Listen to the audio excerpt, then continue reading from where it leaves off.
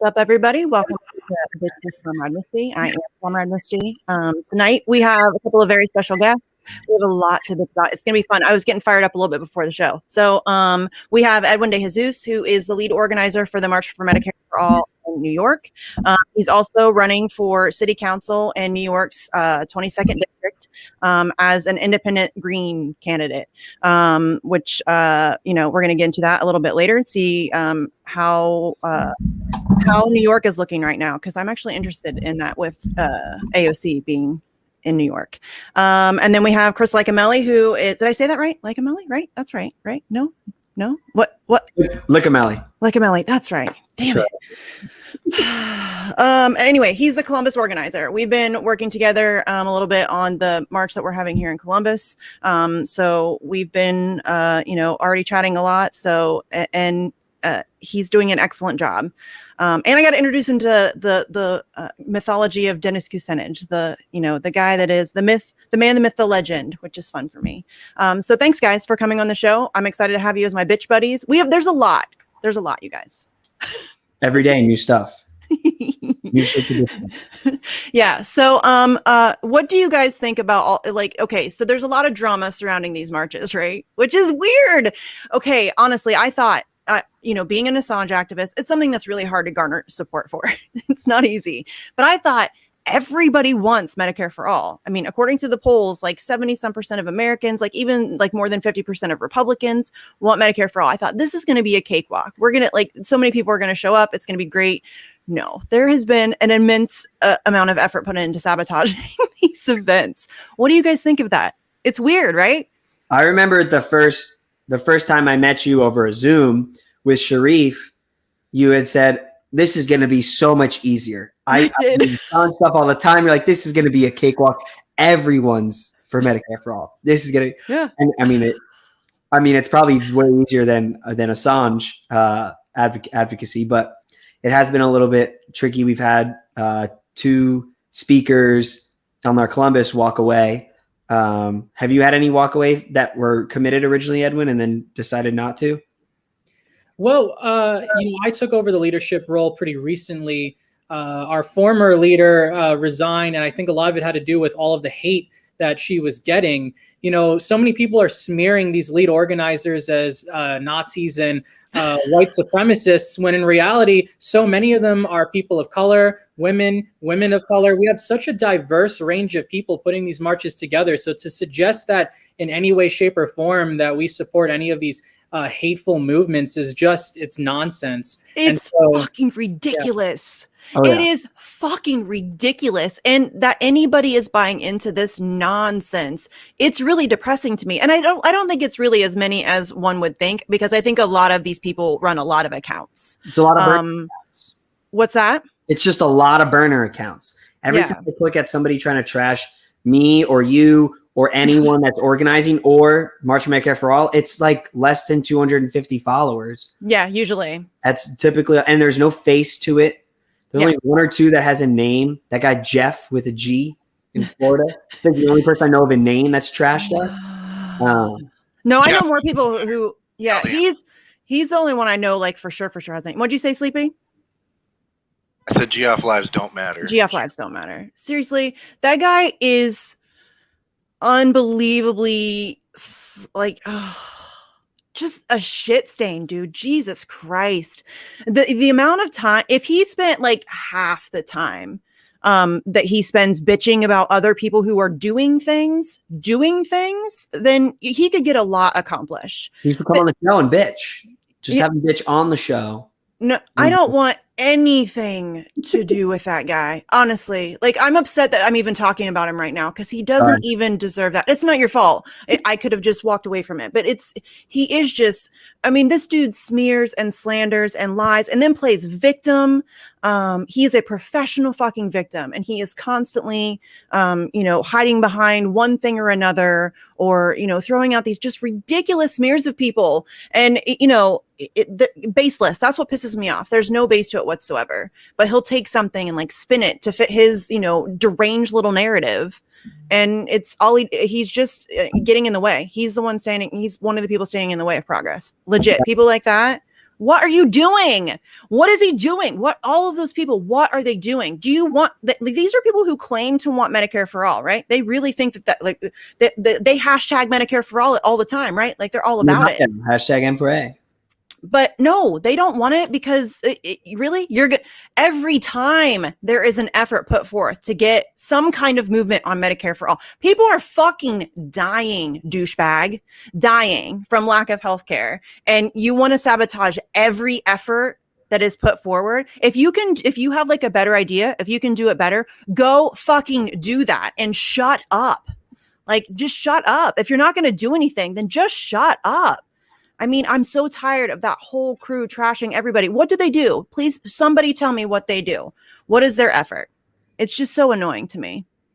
I also find it kind of funny that a lot of the attacks I'm getting are from these so-called G-Hive people, whereas not a single Republican has attacked our march. In fact, we have Republicans helping to volunteer and organize our march.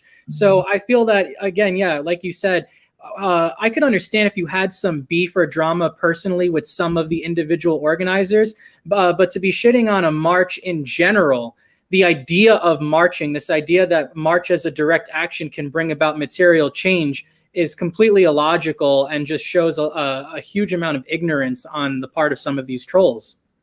For sure. And dude, if Geoff wants to have his own rally or march, or if he wants, I'll fucking come to that. Fuck yeah, let's do that. Like that's what drives me nuts is he claims he's going to organize a march, but he's not going to. And he isn't, if you're not willing to put like your personal beef to the side to fight for something like healthcare for people, that's weird to me. Nothing will get you to unite if that won't. I saw on Twitter, I think it was a couple days ago, somebody was going back and forth with Laura Fielding with the Red Berets. Somebody mentioned how a march won't do shit, and getting in the booths and voting electoral politics. That's really worked so well so far. Beliefs are, but that marching won't do shit and hasn't done shit. Getting in the booths and voting will do something. Our stupid march is not going to do anything. Meanwhile, I mean, the civil rights movement was all about a march. Everything has started from direct action. Everything. It's been like gay marriage. That was a shit ton of hard work by activists and organizers. That's what that was. That's how it always happens. Really, you're going to vote. You have progressives right now who ran on Medicare for all, who are completely ignoring the fact that there is a nationwide march for Medicare for all happening this Saturday. They won't even talk about it. And you think you can vote your way out of this? Like, really? You voted for those people and they aren't even paying attention to you. They are straight up ignoring you. There was something, it was a meeting today. Bernie's Twitter had a live feed today of a Senate hearing. And it was this committee, I think it was a committee hearing.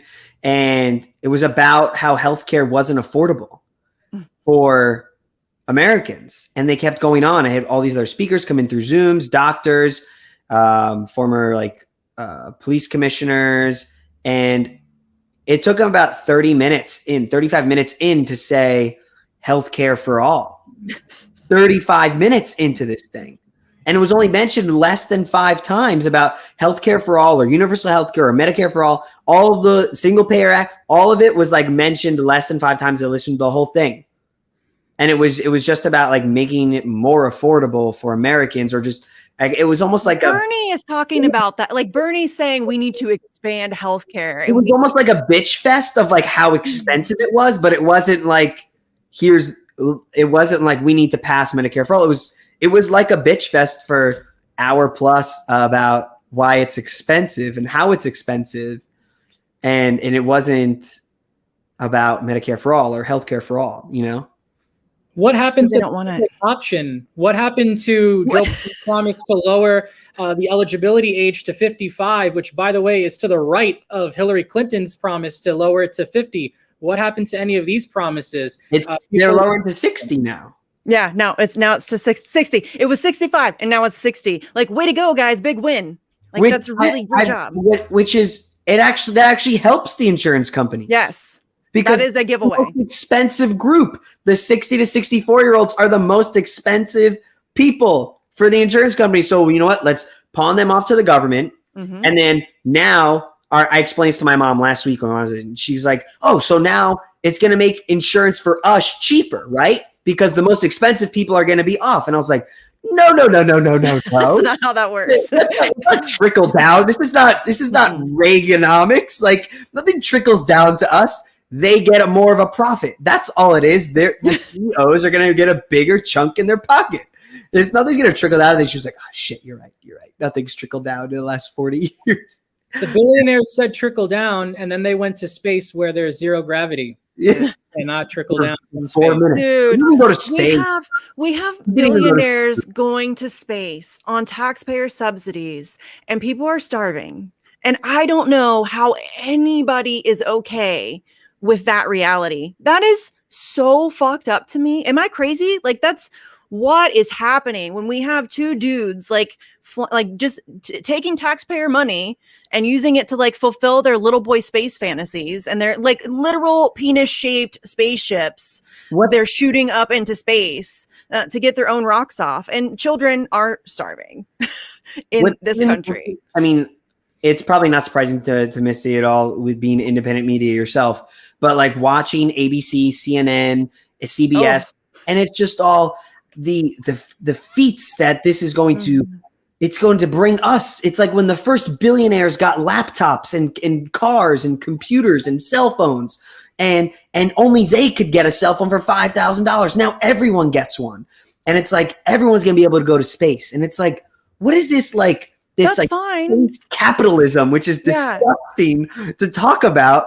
And you have these like astrophysicists. That's like that. There was a guy on ABC that was explaining how amazing it is. And how in the early 2000s, apparently there was privatized space travel in the early 2000s. This man said on ABC during the broadcast, and said the price for a ticket then was like $30 or $40 million. And he goes, and now it's about $10 million a seat to get on Blue Origin, which is completely false. It was a $28 million auction for that 18-year-old son of a billionaire CEO in the Netherlands to get his seat. It was a $28 million seat. It wasn't a $10 million seat. The price didn't go down in 20 years. Nobody was like, it was the most absurd. Like they're just like pushing this narrative that space travel got cheaper by $20 million in the last 20 years. And like, it's the most asinine thing that like, it's not even about it being that it's getting cheaper. The fact that we're talking about space travel when people are starving. Like, listen, I love technology. I love advancements in technology. I think it can all be very good for a lot of people. And yeah, it would be cool to be able to like travel up, and I'm sure that a lot of people would be into that. And I have no problem working towards that as an end goal, but that shouldn't be happening. Two dudes shouldn't get to have that privilege when people are starving to death in this country. 100%. That's not okay. That's not an okay society. To me, sorry, I just don't think that that's okay. Agreed. And the thing is, the narrative that I just explained, which in the back of my mind, I always think this: the most dangerous person in America is the white moderate. The white moderate is the majority of the people in America. They're sitting at home and they're watching this and they're like, oh, and they just reason with it. It's got to be on ABC, on NBC, on CNN. They're the truth tellers. They bring us the facts, and that's what 60% of America thinks and believes is that white moderate. And it those person right up the middle and just, okay. And that's now like, oh, I maybe go to space in 20 years. Like, and that's fucking asinine. You need somebody on there that's going to be like, what about the starving kids? Did you hear the $10 billion paycheck that Bezos got from our government to go up there? Did you hear the story that Bezos gave tens of millions of dollars to Van Jones? Yes. Change afterwards and accepting it like it was a peace prize or something. Yeah. Y'all, he straight up thanked his employees. $100 million. Like he thanked the Amazon. Jeff Bezos thanked his employees. The employees that like he makes piss in a like jar. He's like, somebody died. Yes, somebody died. Yes. and like his employees commit suicide. Like people try to excuse this dude or say, oh, but he creates all these jobs. No, he doesn't. He exploits the shit out of people, and he treats his employees like garbage, and he underpays them, and he doesn't provide them with benefits because he's trying to game the system to make another, gazillion dollars for himself when dude has more money than he could ever spend ever. There's just no way. Like you couldn't live like a million lifetimes and spend the kind of money that he is acquired for himself. That's not normal. That shouldn't be. There should never be a society in which one human being can have that much wealth and power, and when other people have nothing. That's crazy that we would structure a society that way. No child should ever starve so that some dude can take a spaceship to space and feel like a cool astronaut. You're not an astronaut. You're a douche canoe, and you treat your employees like shit, and we're coming for your money, fam. You know what I'm saying? Like that shouldn't happen. Yeah, the $100 million he gave to Van was for Van to pick a charity for it to go to, and I think the number was 0.17% of Bezos's net worth. That's all that $100 million. It was just like if he dropped a quarter on the street. Yeah, he could literally end homelessness himself right now, today. Boom, done. Problem solved. Done. And that's not to say that that would solve all of the problems or whatever. But he could pay. I mean, to be fair, my previous roommate, I lived for 2 years. He worked for Amazon for over a year, and he was also reserves in the Marines. And when he got paid $15 an hour, he's also a person that like he refuses. Like he's like, I'm going to take my 30-minute break, and nobody's going to tell me I can't take my 30-minute break. But he's like, there's people who like take 10 minutes to walk there, 10 minutes to walk back, and you only get a 5 to 10 minute break. And he's like, and then when he has to go away for drill, the military, which you're not allowed legally, you're not allowed to like take someone's vacation days for that. The Amazon docked him vacation days for his military service, and they refused to give it back. And then one day they were just like, hey, we're shutting this whole place down, and you all have no jobs anymore. And it was like a 2-day notice, and nobody had jobs. And they just completely shut down the entire plant in Columbus, the entire warehouse in Columbus. And he's like, he had to go after someone, ask them, hey, is there another like warehouse I can work at? He's like, oh yeah, we'll be in touch with you. And he went a month with no job, no income, and nobody to follow up with. And then finally, after a month of nothing, they reached back out like, oh, we have this other place you can come work at now. And now it was $15 an hour. And now I'm on the radio today in Columbus. It's now $20 an hour and $1,000 sign-on bonus. So they know they're getting shit, but it's still not enough. No. In cans, and you get a 30-minute break, but your 20 minutes is commuting to your break. Yeah. No, like that's what I'm saying. People get mad at me because like Nina Turner will be like, we need $15 an hour. Fuck off. That's the bare minimum. That's not even the bare. That's an insult. Yes, that's a fucking insult. Yes, $15 an hour should not be acceptable to anybody. I'm sorry, that's just not. Listen, I'm so tired.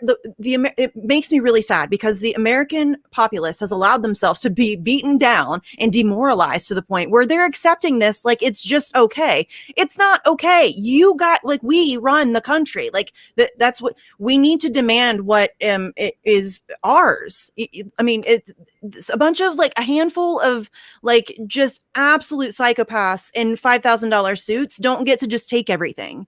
That's not okay. You deserve to go to a doctor. You deserve to get, paid fairly and have a decent condition, like working conditions. You should be able to have a house. You should be able to like make sure that you can go on vacation every once in a while and your kids can go to a good school. And I don't know why that's not the goal. Why is that not the goal? And people are like just accepting of these crumbs, and it's why. If you work hard enough one day, you could be Jeff Bezos. But no, you can't. No, listen, everybody, please listen to me. That's not possible. And they're making it even more difficult as we move on. Like that window is closing. Like they want it all for themselves. There's like, we'll say a couple dozen of like really, really uber wealthy people, and they want it all of it. And they will try to take all of it. And they're making it harder and harder for everybody else to even just like advance a little bit. You know what I mean? Just to like even save a little bit of money every month is difficult for most people. That shouldn't be the case ever. It's just weird to me that people aren't more upset that this is the way things go. this isn't cool. It's not normal. We shouldn't normalize it. It's fucked up. And you deserve, $40 an hour probably, and, paid time off and vacation days and sick days and, a union and protections. And in fact, it should probably be worker owned. You should have a co-op, and you should be making your own decisions for your own, company and your fellow employees. And it should be as democratic as possible. And I don't know why that's not the way. It's just weird to me that people are just so accepting of this garbage ass system. It's terrible, it just really is. Go ahead, Edwin. I was going to say, my mom, she works at a local warehouse, and they're risking going out of business because of Amazon monopolizing the marketplace. And she's worked every single day throughout this pandemic, coming into contact with people, no hazard pay, no bonus or anything like that. And she works paycheck to paycheck, barely enough to pay her bills. And it's just so sad because she gets taxed to death. Whereas Jeff Bezos obviously pays nothing. Zero in taxes, absolutely nothing. And I just find it really despicable that we live in a system where my mom, who works so hard, is making less than, I guess what your typical person can make through unemployment. And no disrespect, if you're on unemployment, you deserve more benefits because, again, we're in a world right now where employment is tied to healthcare, and it should not be that way. And I find it rather disgusting that, like you said, these media sycophants are just groveling over these billionaires as if they have accomplished something beyond human, when all they've actually done is inject greed and hate and class hatred and misinformation into our society. And suffering. They are the cause of so much suffering because they are such greedy, legit psychopaths. I don't think that that's like me being, overly dramatic. You can't be that just intensely self-serving and not be a psychopath. Do you know? Like there's no way I could ever imagine myself even getting to the level of Jeff Bezos' wealth, because I would feel terrible about having all of that. I wouldn't be able to sleep at night knowing that I had all of that while so many people were suffering. There's just no way. And that he's able to do that. And then, just like go this whole space bullshit, or it's not even really space. It's not like legit space. He didn't even get out. Like fake space. He didn't even leave orbit. Yeah. It's like fake space. We should just start calling it fake space. So we can what I them saw, off. The record that an airplane flew was higher than what his penis dildo went up there. It's so bad. The airplane flew higher than his. He has to know, right, that it looks like a penis. Like it's obvious, right? Like he has to know. Yeah. So is he just trolling us? Like, is he really doing the Dr. Evil thing? Because honestly, that's kind of funny if he is. Like, I'll give him credit for that. If he's like, because he does kind of look like Dr. Evil. I've always said that. And so if he's doing the whole penis thing from the movie, the penis rocket, that's a little funny. Like that's a good troll, at least. He still sucks, and he's first in line. But he's just terrible. He just really is a shit stain on humanity. All of them are. All of those people who are just insanely wealthy. I was doing some research yesterday on his ex-wife, Mackenzie. Mm-hmm. And when she got her settlement, I think it was about $36 billion that she received after, which was about 25%. In the first year, she gave away almost like $5 or $6 billion. Don't care. I know, which is not a lot, but I mean, like and I'm not praising her, but compared to like other billionaires, that's probably okay. 20. That's probably the largest like percentage of their like net worth that they have, and she obviously still has plenty. And it's a tax write-off. Yeah. And there's no such thing as a good billionaire. There just isn't. Yeah. And that philanthropy is bullshit. Yeah. It's bullshit. So I hesitate to ever even say anything about, is she like maybe one of the better billionaires? Okay. At least so far. We don't really know. She's just now coming into like her own billions. So yeah. Which, by the way, yesterday I saw her net worth grew by 26 billion from the beginning of the pandemic anyway. So she's up to 62 billion for as of December. So again, Oh, yeah, they give away a lot, but then they lobby, and I'm not saying she does this, but billionaires will lobby the government so that they can rewrite law or, all of the legislation so that it favors them financially so that they can just pull more back in. Yep. So, it's all kind of a show. It's ridiculous. But okay, listen, I want to bitch more about these March trolls because we need to bitch about my favorite Muppet, Ryan Grimm. And whoever came up with Grim Job in Jimmy Dore's chat, that's pretty funny. I'll give you you should hit me up on Twitter. I'll give you that. That's pretty funny. Grim Job. I like it. But this dude came after Joy. He did it to me too. Okay. He'll come after you. He punches down a lot. Down and left. I think that's the only direction Ryan Grimm knows how to punch. But going after Joy, who's a volunteer organizer of these marches, and who has been working extremely hard. They have I think it's 52 cities. I don't think people realize what that means to organize. It's not easy. Organizing is not easy. There's a lot of logistics and it's not cheap. It sucks, but activism is really expensive, especially if you have people that you need to travel to certain locations, or if just all of the stuff, sound systems, and when Chris and I are doing Columbus, they want $400. What was it for the people to stand there? They want $175 to somebody zip tie a banner to a bike rack. And then stand there. And then wait there for 5 hours and then clip it off and unzip tie. Yeah, they want $175 for that shit. To the bike rack. And then $175 for somebody to stand there for 5 hours.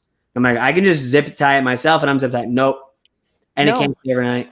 I was like, we'll just do it ourselves. Take it off the day. Unbelievable the costs that are involved. And I don't think people realize that either. I can't imagine what New York City's is like. Did you guys get permits, or did you have to submit for permits on your end? Yeah, we got permits for location and sound. And yeah, one of the things about New York City is there's just absolutely no parking. So I can't even rent a van to transport this sound equipment because where am I going to park it? So we have to rely on rideshare, which becomes, a hassle within itself. So yeah, just all these logistical complications. I have experience doing this line of work. I was a national advance for the Bernie Sanders 2020 presidential campaign, and we put on town halls and rallies for Senator Sanders. So luckily I have some of this experience. But even then, this is bigger than anything I've ever done or led before. So where's what location in the city? So we're going to be meeting at Washington Square Park around 11 a.m. And at noon, we're going to march down Broadway to City Hall Park, where around 1 o'clock our program will start. Awesome. Nice.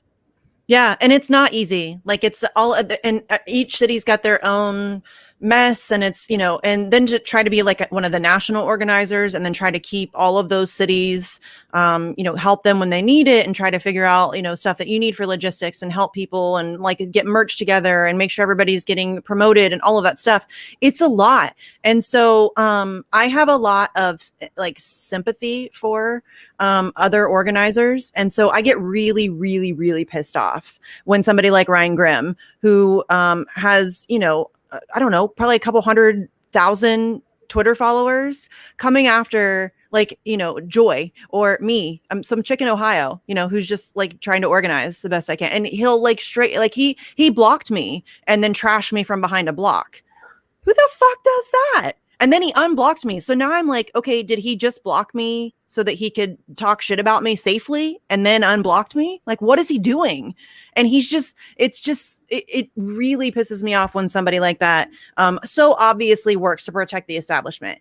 It's just really gross. And anybody who's trashed it, I don't understand how you can explain yourself. How are you going to trash a national effort to hold marches for healthcare that these are people who claim to want this shit, right? I mean, they have, a lot of them have hashtag Medicare for all in their bios on Twitter, and they were Bernie people, and they would go my favorite thing is the fight for somebody you don't know. I feel like that needs a little asterisk with terms and conditions may apply. What the fuck are you doing?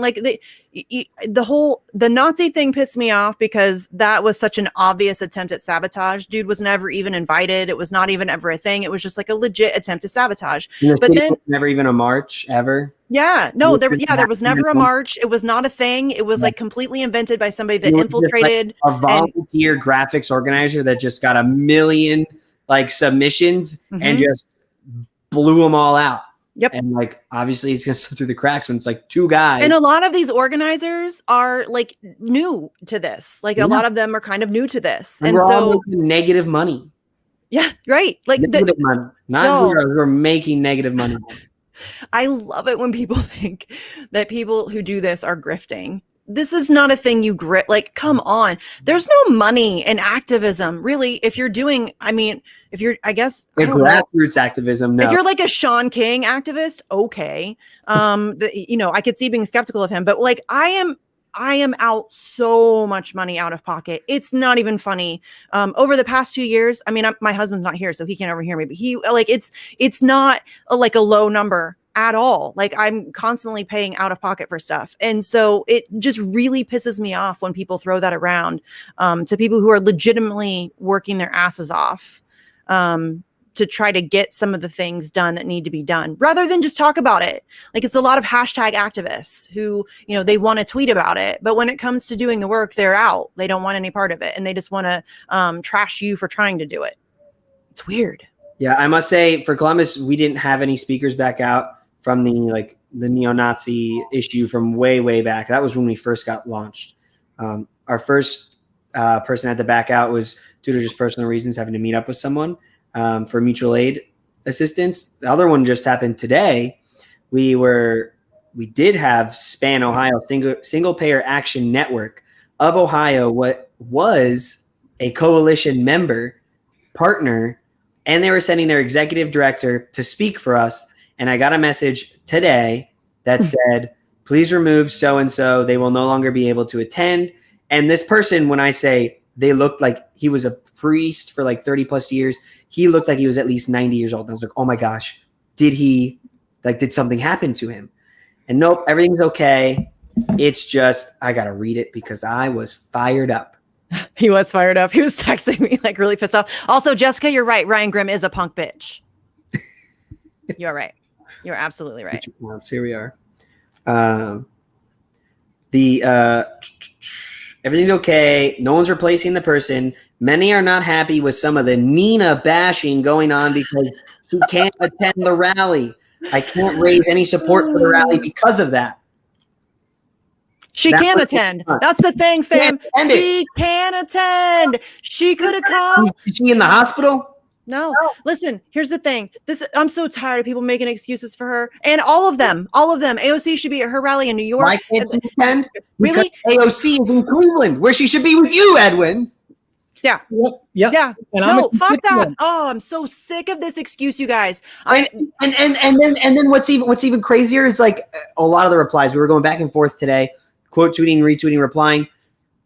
One of them was, I get it. I don't get it, but it's a 5-hour ride. It's a 5-hour total trip. 2 hours down, spend it 30 minutes here. That's 5 hours. Getting out, 2 hours back. That's 5 hours out of your day on a Saturday in campaign. You can still campaign before and after it. That is campaigning. Right? Coming to this march is campaigning. The people in her district want Medicare for all. Come down to Columbus. It's the capital. Yeah. It's the capital. You know what she could have done? She could have, like weeks and weeks ago when she first heard about this event, she could have organized buses to bus people from her district to the rally. And there could have been a caravan of Medicare for All supporters following Nina Turner from her district to Columbus to stand in solidarity with grassroots activists for Medicare for All, which she's running on. Like, this is a no-brainer. It's so obvious to me what's happening. And it's the whole thing with AOC where, are you like an approved organizer? Or what is it? I have a certificate. Are you like a certified organizer? Fuck off. You're bullshit. Fuck off. You just have a lot of money from other people? I don't know what that means, but fuck off. These are people who are fighting for healthcare. You claim to be running on healthcare. This is like the thing that you've been promising that you're going to go in there and cause a ruckus. Well, then cause a fucking ruckus. Show up to your rally. And even if you're going to use the excuse, we already have an event, we can't do that, then retweet us. Like, Yes, at least reply, mention it. support us. And That's like the bear of bears. That is, oh, Just say, I support They're the March for ignoring Medicare it. for All. I stand in solidarity. I am running a campaign in Cleveland, but I support you. yes. Go out and support them. If you Make, can't, or if you're not have in Cleveland, then be a out in sister Columbus. event. Have a Well, sister event. nothing. Do something. Do something. She won't And even that's fucking mention that's it. even the worst. And then the audacity that AOC has to get on a plane and fly to Cleveland on they knew. Like I have Everybody messages with knows. Tara They Samples. know. Tara Samples emailed me. Yep, me too. And said, why are you promoting after I request? Oh, email me the request. Then it was, why are you promoting Nina? She's not going to be there. We're going to have an event. And I was like, nobody's ever promoted that Nina will be at March for Medicare for All. We've been asking, and nobody has said it. Like, We've I've been ignored. getting on her shit for not coming because that, and listen, to anybody who's mad at me for like being hard on Nina, I don't know. I am not sorry. Like, she's I'm not not sorry. like, she's a human. Everyone's human. It's called accountability. Yeah. Like, I'm she's not sorry. being Like, hard you on can Like, be it's mad not- about it's that. not You being don't have, hard on like a first grader. I get it. But like, this is a grown adult running for public office. Hold them accountable. If you say you're, and not only that, if you are a grown ass adult, you don't have to like me. You don't have to like my approach. Do you want to fight for Medicare for all? Then get on board. Like, it's not that hard. I work with people I don't like all the time. It's okay. I want to get shit done. So I'm willing to like overlook some petty personal differences or like conflict of personality. That's fine. I don't give a shit. It's more important to get the thing done that you're fighting for. I don't know why that's a difficult concept for these people. And I don't feel sorry. The people be like, oh, well, you're going to hurt Nina's chances of getting elected. I don't give a shit. I don't care about Nina Turner's career. I'm not here for Nina Turner. I'm here to get health It's care. not a march. People are dying. For all. It's March for Medicare for all. Yes. Fuck That's Nina and her why I career. Like, hear you. I don't feel bad about that. Like, I don't care. Either she needs to put up or shut up. This is not difficult. These are progressives who have been claiming to like really be fighting for this for like 4 or 5 years now. Longer, really. But I mean, for really like 4 or 5 years, hardcore, especially Nina Turner, AOC, Bernie Sanders, all of those people. Why is it bad that I'm angry that they're not doing a damn thing to actually fight for that? They didn't want to do force the vote and they lied to everybody about it. They gaslit about it. AOC told her she couldn't do it because $15 an hour was more doable. And then she didn't even fight for that. And it's just ridiculous that we're allowing these things to continue and making excuses for them. Why are you doing that? It's like, I want healthcare. We're not going to get healthcare by coddling these like absolute douche canoes who have no, they're why would they fight for you if you don't force them to? Why? They have all kinds of corruption surrounding them. They have all kinds of opportunities to just sit around and do nothing and not fight for you. If you actually think that you're going to get something done, you have to pressure politicians hard. You have to be in their faces constantly, because look at what there's Nancy Pelosi is. Jr. was in JFK's office for years, telling him to amend the 13th Amendment, and he did nothing in his office. Mm-hmm. He ignored him for years. Like you need to be pressuring these people Constantly. They're not celebrities, No. and they're not children. Like, and they're not your friends. No, they don't want to hang out with you. They're not your, like, you know, the whole, like the squad and the cis and all of that stuff. They're not your cis. They are not your friends. The squad is not your friend. I don't know how much more they could do. Nobody should be standing AOC and standing Bernie. No. You know what happens? It turns into MAGA. It's just blue MAGA. That's all this is. Purple MAGA. Yeah. It is purple MAGA. It's just, all it is it's just the left side MAGA. It's cult of personality. Questionable, undeniable, like, yes, cult personality. No matter what this person does, I will stand by them no matter what happens. I don't get it. Why? I don't know why people are so accepting of the things that they try to do and pull. And y'all, they like Nina Turner's already using Access. Already. She hasn't even gotten elected yet, and she's already using Access. She straight up told you, I will disappoint you. Maya Angelou always said, when somebody shows you who they are, believe them. I believe her when she says she's going to disappoint me. Listen, I would love nothing more, honestly, honest to God. I would love nothing more than to be wrong. Honestly, I really would. I wish that AOC was that like scrappy fighter from the Bronx who was going to go in there and flip tables and go, head to head with Nancy Pelosi and fight like crazy. You know what I mean? Like do whatever she could. Like AOC has the kind of power and social presence that she could start a massive movement for literally anything overnight. With a tweet, she could have people in the streets for any issue. And doesn't do it. She'll get reelected over and over and over and over. For the next 25 years, she'll get reelected. Mm-hmm. But when you say that, she has bigger ambitions than that. But yes, when you say that to like, I've said that to other people who are running under a Democratic ticket, and they're like, oh, well, she doesn't want to. There's rumors that she's going to run for Chuck Schumer's seat and become a senator. And it's like, she doesn't want to stir the pot. And she was taken into the back. I'm like, then what's the point of electing her? She could do anything. What is the point? That's people.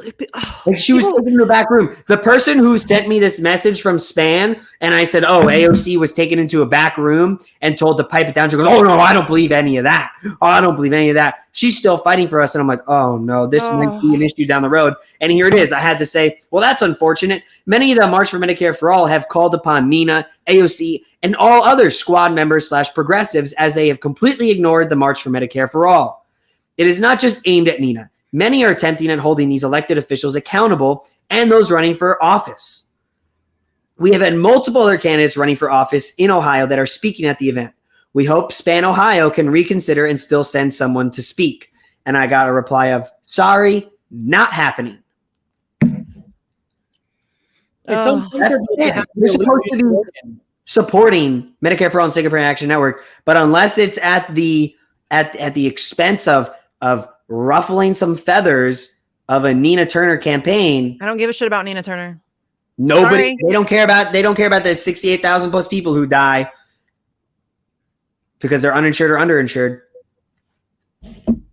It's a scary thought to know that nobody's coming to save you, and so you'd rather uphold. No, that's not true though. We're coming to save ourselves. We have to come save ourselves. No, nobody is coming. You're right, but we have to save ourselves. Absolutely. We need to make that switch. Direct action is the way to save ourselves. And even Kyle Kalinske said, the Justice Democrats, the co-founder of Justice Democrats, said it's a failed experiment.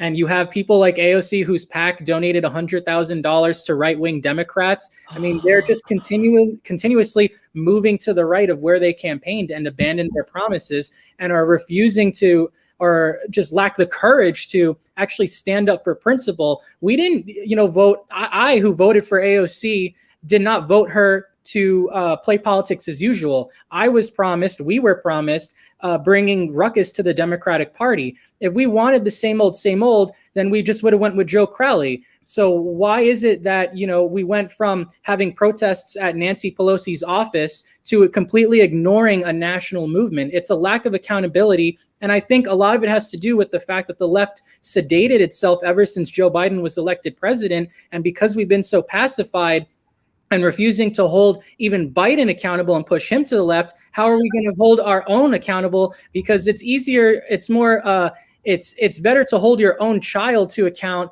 or it's easier to hold your own child to account than the children of others. So we can't even hold our own accountable. How do we expect to move the corporate Democrats, and I say air quotes, corporate Democrats, because really you capitulate to the establishment, enable the corporate agenda, then in some way you're complicit and you basically become part of that umbrella.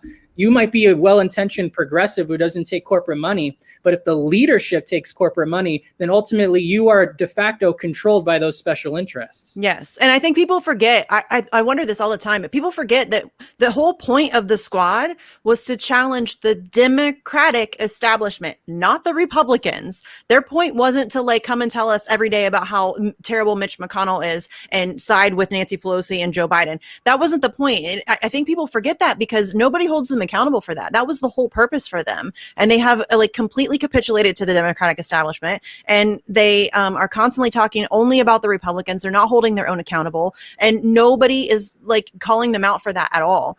And it's just so frustrating that it's just constantly all these excuses. I'm so sick of it. It's really fucking weird. They think they can change it from within the Democratic Party. How's that going? Which is the Democratic Party changes the so-called Democratic Socialists. The Democratic Party is worse now than they've ever been, and they just continue. They elected Joe Captain Crime Bill. They elected in the year 2020 or 2020. They elected Captain Crime Bill to president, with a cop. Yeah, with a cop too. Yeah. With a cop. Captain Crime Bill and the cop. Like, that's who we elected in the year 2020 for the Democratic Party. Y'all, that's a problem. First of all, it's a problem that it was Joe Biden and Donald Trump that were our final two choices in the United States of America. Your system's broken if that's your final two decisions, or your final two choices. But yeah, it's just. Which Joe has bragged. I went back and I told you I was watching all the 08 and 04 Democratic primary debates. Mm-hmm. Joe bragged. Yes. Joe bragged that I was the one. It's my name on the bill. I passed that crime bill. He bragged about that until up until like recently. 365 days ago. He's like, oh, I'm sorry. I maybe made a mistake there. I incarcerated about 40 million people. Ruined lives. I loved your tweet last week. Was how many people do you think Joe Biden has responsible of killing? Yeah. And what would you think your guess would be? How many people do you think Joe Biden would be responsible? Yeah, what's your guess, Edwin? Because he says Facebook is killing people. So how many people you think Joe Biden is responsible for killing? Killing people. Well, let's see. The 90 million people that are currently uninsured or underinsured might have a lower life expectancy than if they actually had healthcare. So there's a good 90 million people right off the bat. And we can talk about the Iraq War. We can talk about the crime bill and the fall off from that. We can talk about all the war laws.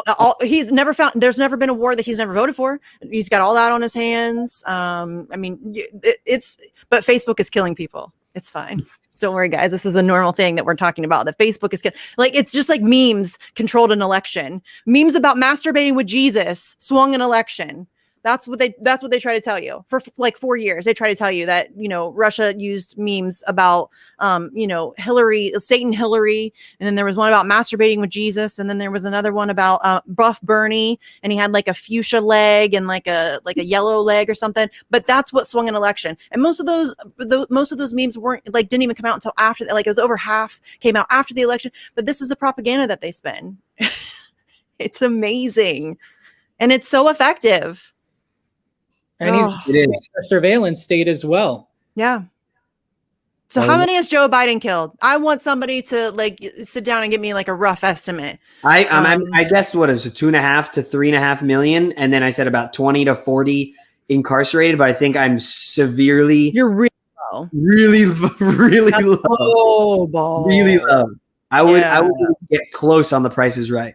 And listen, I'm not defending Facebook. Facebook is fucking terrible. Julian Assange has been warning us about Facebook since 2011 or 2014 or whenever that quote came out where he calls it the worst spying machine of all time. Facebook is terrible. This is not a defense of Facebook. But they're not killing anywhere near the amount of people that Joe, just the pandemic alone, dude, has been caught. You think that they're telling you the truth and you want them to be in charge of deciding what is truth and what isn't, what is misinformation and what isn't? Are you fucking kidding me? What is that about? I could bitch about that for a whole day, y'all, about this whole, everybody, we're walking ourselves into our own destruction. We're begging them to censor us. We're begging them to control the narrative and, decide what information we're allowed to have access to or what we're able to read, see, hear, think. No, it's fucking scary what they're doing. A new law in the UK, we've been warning about this. They're proposing a new law where journalists who publish anything that could embarrass the government, they could spend up to 18 months in jail. Yeah, you just tweeted that today, which is asinine. This is Sleepy can tell you we've been this is exactly what we've been predicting would be happening. It will be ramped up unbelievably. This whole Julian Assange thing was just setting the stage for that, and everybody allowing this man to be tortured in broad daylight for the crime of doing journalism, for letting them propagandize you into just completely dehumanizing this person who has no violent history, is an intellectual. He's just very soft-spoken. He's just a dude. But we're torturing him because he exposed war crimes. And I don't know why that's. And then it's distracted like you've always stated by trying to smear his reputation through completely false the propaganda testimonies and completely fabricated to just, smear his reputation and make it become less credible. He's a hacker. He's a terrorist. He's a rapist. He's stinky. He doesn't take care of his cat. They throw everything seriously. It is fascinating to go back and look at the decade-long smear campaign against this one human being. The amount of time, money, and resources that were put into destroying this dude over the course of a decade is kind of incredible. And it's been very successful, unfortunately. I mean, it's a battle to get anybody to care. And it's what is more frustrating about that is it's really not about Julian Assange. He's just the guy that they're using as the mechanism to like invent this, control for themselves. But it's really not about him. They're not trying to silence him. They're trying to silence all of us. They want complete narrative control, and they don't want somebody to be able to expose them the way that WikiLeaks has done. And so they have to, and the reason why they're doing it so slow, so drawn out, and so publicly, despite the fact that it really isn't getting coverage, but if you know about it, it's very public. They want people to be scared. The chilling effect is what they're looking to achieve with that. And so everybody else who ever thinks that they're going to be brave enough to try to do what Julian Assange did, they're going to think really long and hard about whether or not that's a good choice. And it is a good choice. Please make that choice. I say it all the time. We need 1,000 WikiLeaks across the globe. Like power people, if we're going to have positions of power, which I'm willing to have that debate because I'm not entirely convinced that that's a thing that needs to happen. But if we're going to have positions of power, those people need to be side-eyed all day, every day. Like they need to be scrutinized and held accountable, and they need to have they shouldn't be able to do anything without complete transparency. Period. End of story. Because we've seen what they do when they aren't accountable. It's crazy to see all the hatred and vitriol directed at Julian Assange. Meanwhile, you look at James Clapper when he testified. They said, "Okay, yeah, is the NSA spying on the American people?" And he lied. He goes, "Not willingly, not wittingly." Just straight up lies, and yet the media came to his defense when Trump tried removing. They hired him. Security clearance. So it's just completely backwards, and there's just zero journalistic integrity nowadays coming from any of like these mainstream media, and yet we're putting them up on a pedestal, and like we said earlier, giving them $100 million to lie to the American public. Yes, looking at you, Ryan Grimm, again, just another little chance to get a dig at Ryan Grimm there.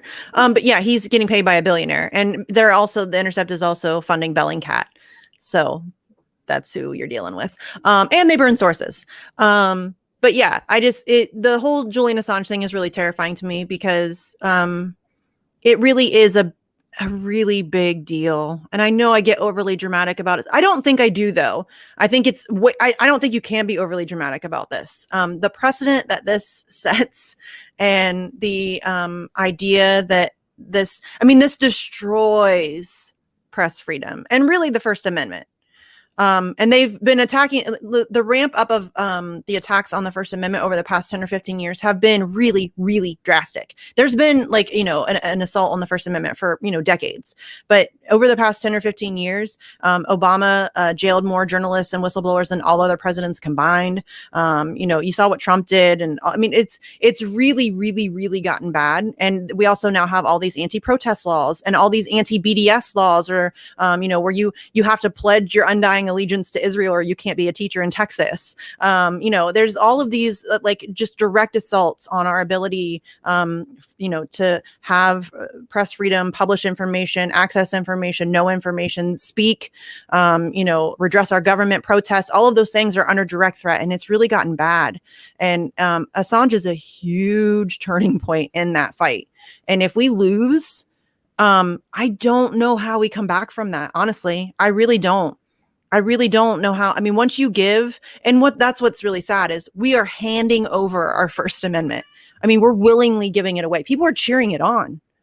And that makes me really sad. And the right to privacy as well. Yes.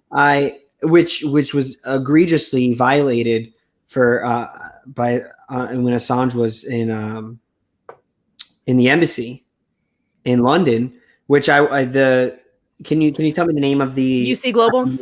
The documentary that you sent me that I watched, which was amazing. Oh, I don't know. The Assange documentary you sent me. Oh, Juan Passarelli's. Yes, Oh, yes. damn Everyone it, in the world. Sleepy, what is it? Yes. Okay. So can I brag about my friend Juan Passarelli for just a minute, please? Because I love Juan Passarelli. Yes, Okay. it's amazing. So, It is yes, amazing, and it is every amazing. You should watch it. If you have eyes and ears, you should watch that. I should put it. I don't know if Sleepy's around, but I should put it in the chat. Okay, so my friend Juan Passarelli, who I adore, I've interviewed him a couple times on my show. He's been on the Vigils. He's a friend of Julian Assange's. He's been friends with him for probably about a decade or so. He's made like films and stuff with Julian, and so he made a documentary. I think in like 2018, maybe when it was released. But it's amazing. It's like 43 minutes or something like that. And the amount of information, less than I think it was like 32 minutes. No, I think it's like 40. It might be like 42. I think it's, but that's like with like the opening sequence and all that stuff.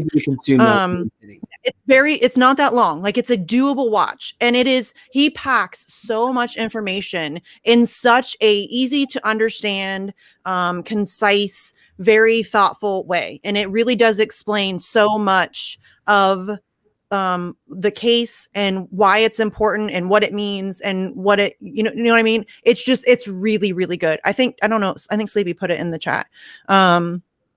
Please go watch it. Oh, it's so good. It is so good. It really is. It is definitely worth to watch. And one thing that he talks about a lot is the years of security, breach that they hacked, hired a Florida security firm to then watch the CIA, watch Julian while he was, and then check in on his doctor's appointments. Oh, everything. Lawyers' conversations, everything. Everything. He would be able to talk to his lawyer for 5 minutes before a trial, for like 5 minutes in 3 years, 10 minutes in the 3-year time frame. Dude, they gave him a laptop with the keys glued down. He can't even participate in his own defense. The amount of human rights abuses that are taking place in this case are astronomical. It's unbelievable. They stole his child's diaper to try to get a DNA test to prove that it was his kid. Like that's the level of intrusion that we're talking about. All of it. Yes. And what's astronomical to it is the NSA and CIA's ability to surveil any of us. Mm-hmm. And I saw on Twitter the other day, which was you get the reply, which the willfully ignorant or just the ignorant just say, well, if you have nothing to hide, then you shouldn't be worried about it. And it's such a elementary view on surveillance or just privacy. And it's but they get to control everything you do. Everything. Well, somebody just asked if we had a chance to talk about Pegasus. Yes. Yeah. And no, we haven't, but we can absolutely do that because people are trying to act like this. Maybe we should go into the story first. So I don't know if you guys have seen the news story. I'll try to keep it brief for those of you who have, so I'm not boring you. But Pegasus is basically this software that they can install onto your phone or whatever, so that they can it's just like a huge tracking device. It's just another they can everything. So it was just released. I think the Guardian released this article where it was I think it was 500 people. Emmanuel Macron may have been on there, some world leaders, but mostly it's journalists. And so they're monitoring and tracking and spying on all of these journalists constantly all the time. I mean, that includes apps like Signal or what, you're not protected at all. Any of that, if they manage to get this software onto your phone, you are not protected at all from any of that stuff. But people are trying to pretend this whole thing that the Guardian just came out with is some new story. It's not a new fucking story. Julian Assange has been warning us about this since 2011. And so, yes, it's a big deal and everybody should be paying attention to it. And it's not even the worst one. Whitney Webb has a great article out. I'm not going to remember the name of the program. But Whitney Webb has a good article out about another one. And these are Israeli backed firms, tech firms who are designing the software that is, gives you the ability to spy, really, really, really spy on, journalists and activists and all of that stuff. And it's something that everybody needs to be freaking the fuck out about. It's not about whether or not you have something to hide. It's about, do you want people to have that much power and control? I don't. I do not. Thanks anyway. But yeah, so that's, I don't know if you guys had heard about Pegasus or not. The Guardian thing just came out yesterday. But we talked to Mark Lubers yesterday on the Vigil about it a little bit, who, if you're going to talk to somebody, that's your guy, Yeah. So the amount of censorship that we're facing right now is really, really, really scary. the censorship and just, I mean, we see it. It's not just about like taking somebody like their Twitter down. The fact that they were able to like wipe a sitting president off the internet was kind of astonishing to me, and that people didn't like freak out about that, because I don't care what you think about Trump. Personally, I think he's an unbelievable scumbag. I don't think he's the existential threat that everybody tried to pretend that he was. I think he's just a really dumb, really greedy, bullish man baby, basically. But you know, it doesn't matter what you think of him. The fact that social media giants were able to erase his existence off the internet with no due process is weird. Like, that's scary to me. That shouldn't be a thing. And right wing conservative Americans are like the ones that would be complaining a lot about it. And I mean, it's just the, you know, that's the core of capitalism. They're a private company. They get to make the rules of who comes in and who doesn't. But that's how it started. And like now, like the internet is a public forum. Like it's for everyone. Like there needs to be a regulation, but then what do you put it in the hands of like? Well, there's already laws. Like there's already you like, can't harass people, you can't threaten people, you can't, you know, there's already laws for that. And I don't think that some nameless, faceless tech bro in some Silicon Valley office should get to decide who gets free speech and who doesn't. Like, that's not a thing I'm comfortable with. And these companies have way too much power and influence. I mean, most people get their news and information from like Facebook or Google. And so that's a lot of power and influence. And we already see that they use algorithms to boost certain things. And it's not like a fair process. We're not getting like a legitimate news source. We're not, you know what I'm saying? Like, there's all kinds of bad to what these companies are able to do. And I'm so tired of the private company argument. They are not private companies. They are completely intertwined with our government. Are you fucking kidding me? Like, did you not see Jen Psaki the other day saying that the Joe Biden administration is going to talk to Facebook about what is acceptable information and what is not acceptable information? That is fascism right there. That you don't get to call yourself a private company if you are taking direct orders from the Biden administration. That's not a thing anymore. And it's been happening like that for way longer since, you know, she just said that. I mean, if you look at the Atlantic Council, Henry Kissinger sits on that board, and they are like 100% intertwined with Facebook. They, you know, help decide which, Mideastern pages they're going to take down, or what. They're the ones that control all the censorship and what you can and can't see. And that's who you're going to, no, they're not private companies. I know that maybe technically, legally they are, but we need to stop pretending like that's a real thing. They're not private companies. The tech companies are your government. Your government is the tech company. There is no gray area anymore. We are under complete corporate capture. And it's, you know, they shouldn't have that much power ever. That's scary. And not only that, we are the commodity. You know, we are what's being sold. Our data is what's being sold to these companies, these third-party companies. We know for a fact that Facebook was selling information to Cambridge Analytica and Palantir. So how could you just assume that they're not giving all the data to the government? Of course they are. And even if they weren't, we know through Ed Snowden's findings that the government can grab whatever information that they want. They could pull data from any database that they'd like. And even before Pegasus, we know that this technology exists, these remote terminal applications that you can put on somebody's computer to look through their webcam, to hear them. You know, this is all stuff that Glenn Greenwald revealed, you know, in Citizen 4. Yeah, and it's just getting worse. And not only is it getting worse, but again, we have people who claim to be left cheering this shit on, like straight up cheering on authoritarianism. It is so depressing. And I know that these people aren't legitimately left. You know, just there's not a global left. Right. No, and I get that everybody has their own definition of left, but to me, you don't get to be an authoritarian and an imperialist and call yourself a leftist. Yeah. And a lot of people think that that's a thing. And it's like Andrew Young's human-centered capitalism. Yes. And I don't really like labels, but to me, I think I think we could all agree on that. You can't be authoritarian and imperialist and still call yourself a leftist. That's just not a thing. But yeah, they're cheering it on. Like they're openly not only are they cheering on, they're openly participating in it. Like they're mass reporting Twitter accounts that they don't like. AOC sent out a mass email to her like horde of followers to go mass report people who were like putting misinformation about her on Twitter. Well, who the fuck are you to decide what is misinformation? That's not your call, sis. That's not your call. So, I mean, it's just, but people are cheering it on and then claiming to be leftists. And it's really weird to me. Like people are cheering on what's happening to Julian Assange and then pretending to be on the left. What is wrong with you? Nobody should be cheering that on. But Misty, if we don't drone strike these weddings in Yemen, what are we going to do with all these bombs? How is Raytheon going to make their money?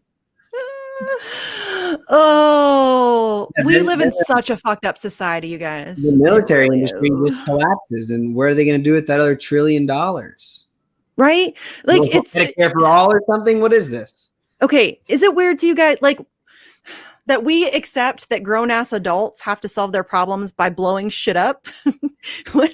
Like it's just really bizarre that this is the way society is structured and that we're just okay with endless war and like famine and genocide. And it's the year 2021 and humans haven't figured out how to just like be chill.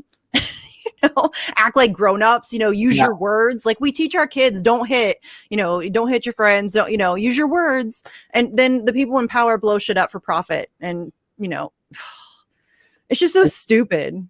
I did after I watched the Assange documentary, I did a little bit of a deep dive to see more who had been previously charged with the Espionage Act in U.S. history. And it's literally anybody who tries to expose the U.S. Like I'm not going to say all. Majority of those people who were charged with the Espionage Act should be American heroes. Yes. Oh, can we talk about Daniel Hale for just a second? Because no, we need to talk about Daniel Hale because I've been asking other content creators to talk about it. So I'm going to take a few minutes and tell everybody about Daniel Hale so that I'm not a hypocrite. But Daniel Hale is the drone whistleblower. He exposed the drone program, which is atrocious. And I'm incredibly grateful for his courage because that needed to be exposed. And I wish more people were pissed off about what was happening. They had literal baseball cards. Like they were trying to figure out who they were going to drone strike that day. It was a game to them and it's disgusting. And that was the Obama administration. So Daniel Hale's the guy that exposed all of that. And he's pled guilty to one count. He had 5 counts against him total, but he's pled guilty to one.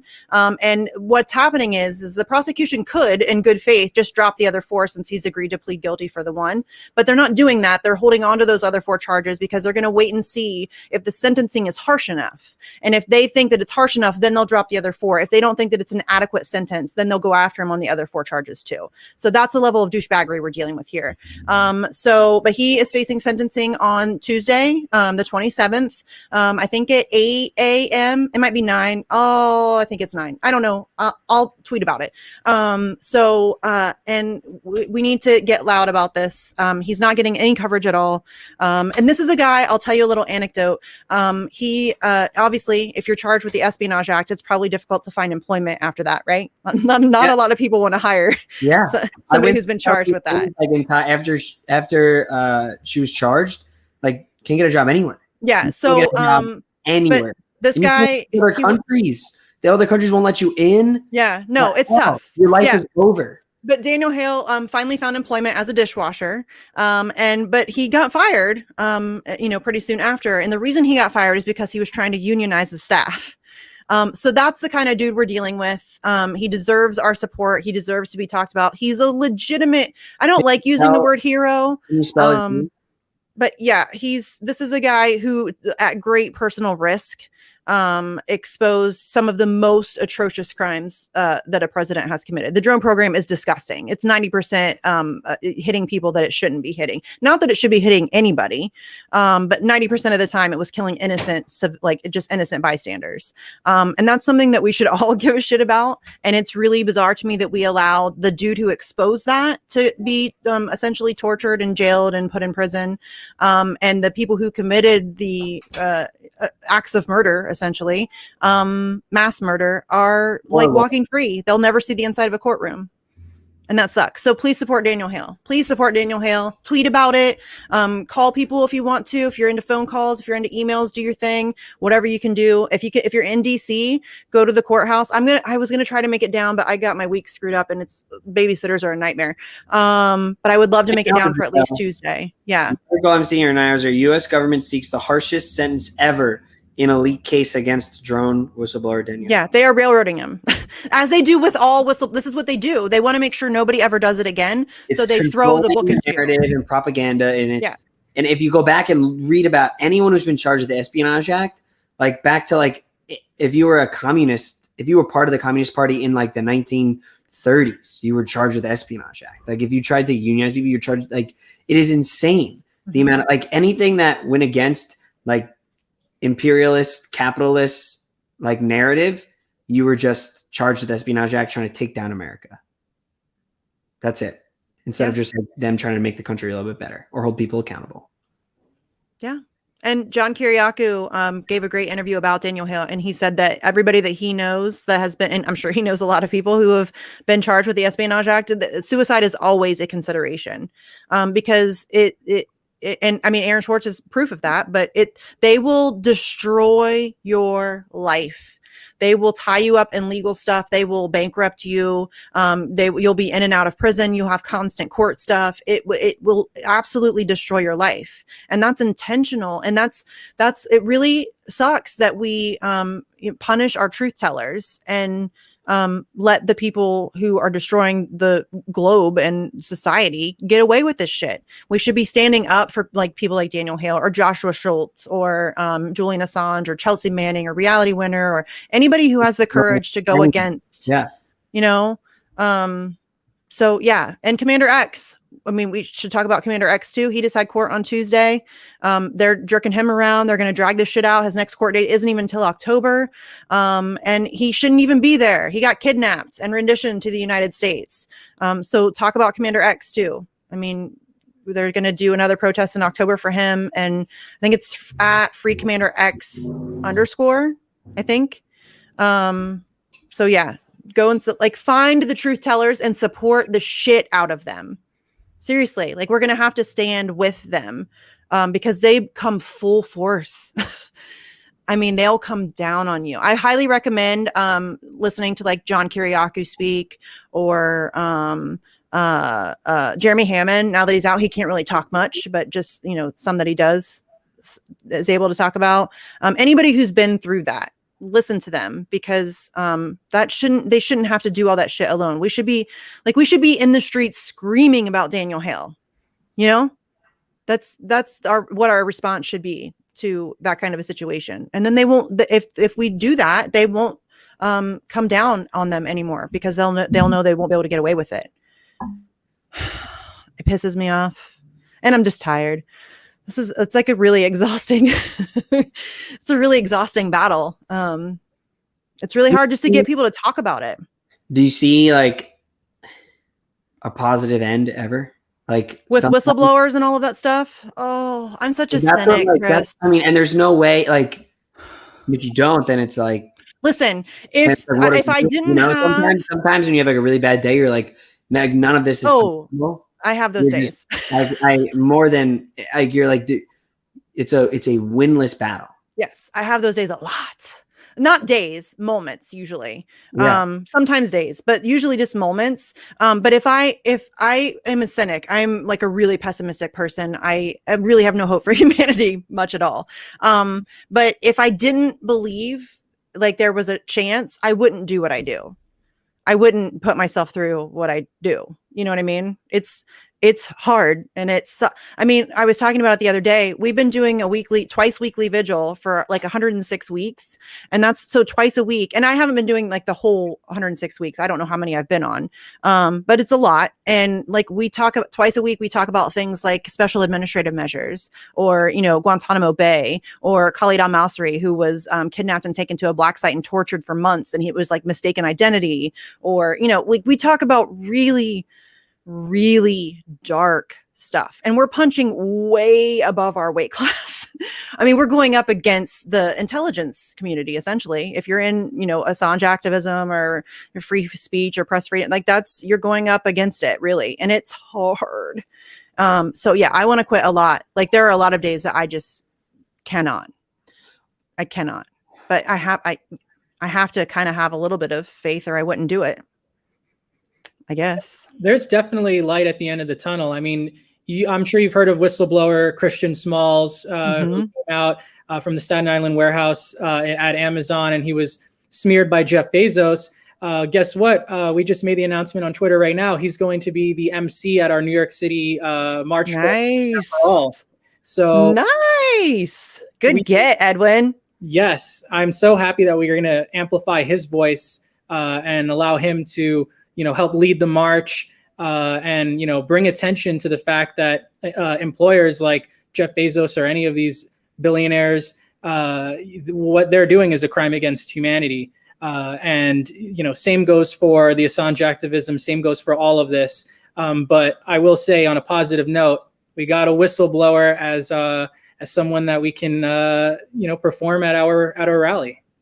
That's amazing. That's awesome. Yeah, I love whistleblowers so much. I would like to think I would be that cool. I don't know if I would be that cool. It takes a lot of courage, especially, someone like a Daniel Ellsberg or, Julian Assange, really. Dude has published really damaging information about pretty much every major country on earth and most of the, not major countries, major corporations, like corruption. That's my favorite story about Julian. Not my favorite story, but like one of my favorite things to like explain why I am I don't know if fan's the right word, an admirer of what Assange does. In 2017, he was like about 7 years into illegal and arbitrary detention at the Ecuadorian embassy in London. And he already knows that he's like public enemy number one of the Five Eyes country. He's like, everybody's coming for him. And he published Vault 7 anyway, which is the largest CIA leak in history. And that's courage, dude. I mean, that is... Can you imagine? Like you're Julian Assange. It's 2017. You're already 7 years into like every powerful person on earth hates your guts. Doesn't that line match up when he was in 2017? He was being tapped and spied on by the CIA, and then he exposed the CIA. Yeah, isn't that funny how that works out? The irony. Isn't that funny? Yeah, there's always a WikiLeaks, man. I'm telling you. You know what I mean? Every time something comes up, it's like, yeah, Julian told us about that, 6 years ago or whatever. Yeah. Yeah. But that's the kind of, and I don't like make him into a hero or. Sometimes I get caught in a, state of confusion and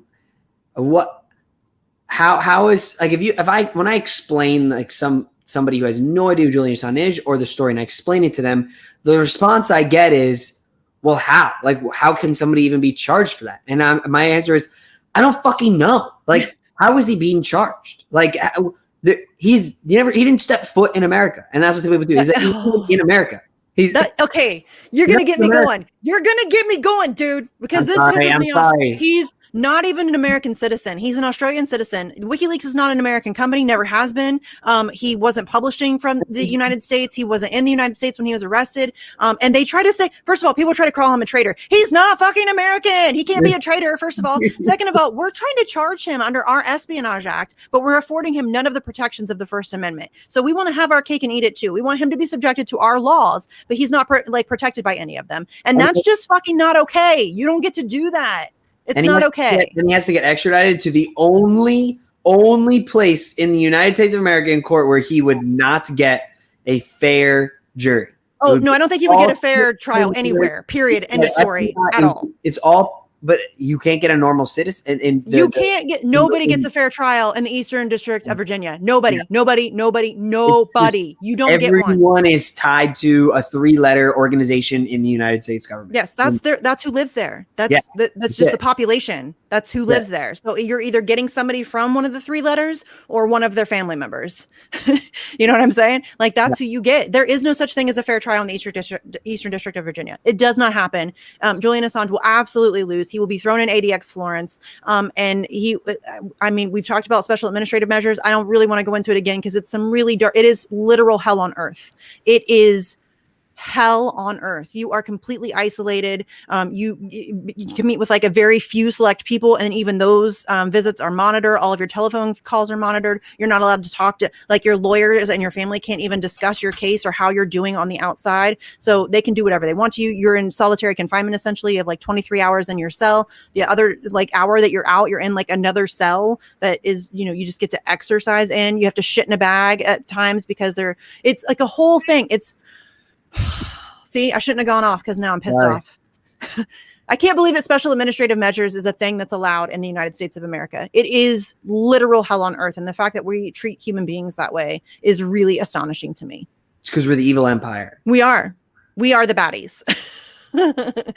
We are the baddies, you guys. It's just, I mean, I know that a lot of people are having trouble coming to terms with that, but the United States is the largest terrorist organization on planet Earth. That's not like hyperbolic. It's not hard to find.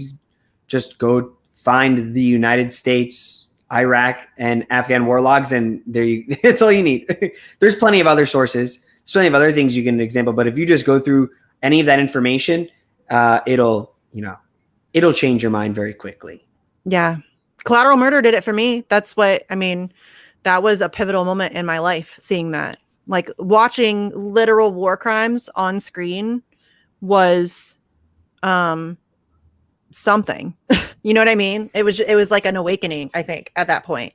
Like 2010 or whatever when it came out. I mean, I was pretty aware of like war was a racket and it was all bullshit but just seeing it, and I think really hearing the way that they were just so blasé and like they were playing a video game, like light them up, like, oh yeah, like they're like egging each other on and it was really great. Like, there were children in that van. There were kids in that van that they're shooting at, and they're like talking about it like it's and they're journalists, like, and then they double tap, like they came back for first responders, and that's if you can watch that and not be pissed off. And calling a camera a gun, a clear, visible camera that anybody can tell. Yeah. Yeah. Yeah. I don't know how anybody can watch that and justify it or explain it away or not just be really pissed off that that's what's being done in your name for oil, like for power, for money, it's not about your defending our freedoms. It's so dumb. Yeah. It's really frustrating. I don't know.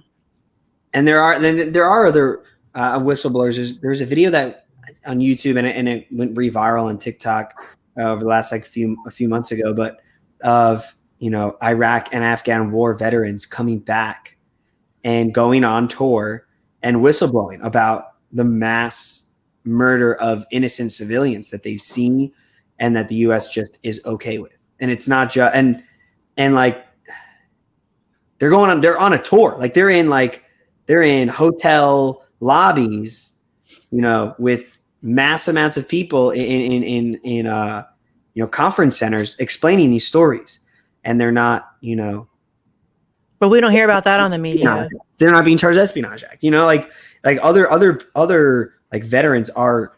There's not a lot, but there are very few that will admit to the atrocities that they've witnessed, and I think we're going to see more. I think that we're starting to see. I mean, like one of my favorite people on earth, Danny Scherzen, is a great example of that. He's retired major, and he will openly talk about like the disgusting things that he took part in, and he recognizes and owns it. And he's like, I mean, it's hard, like he has to deal with it, but I think that we're going to see a lot more of those kinds of people coming out, like Mike Preisner. He's long been speaking out. He's a veteran, and he's long been speaking out against the wars. And, I think we're going to see more and more veterans, especially like, I think once one person comes out, it really does start like a snowball. Like I've been saying for a long time with Assange, we just need like one or two people with like enough influence to come for, like to speak out, and then it'll snowball. People will feel more comfortable, and it'll just snowball. And I think it's kind of the same way. I'm in support of Assange. Like that could change everything. If what now? AOC. Oh, if any of them. I mean, seriously, Bernie Sanders pisses me off. When was the last time AOC or Bernie mentioned the name Julian Assange? Never. Okay. Oh, you just hit me. Oh, you just got me real pissed off because Bernie Sanders. Out. You get to bitch. Yes, that's what I love this show. That's why I love the show.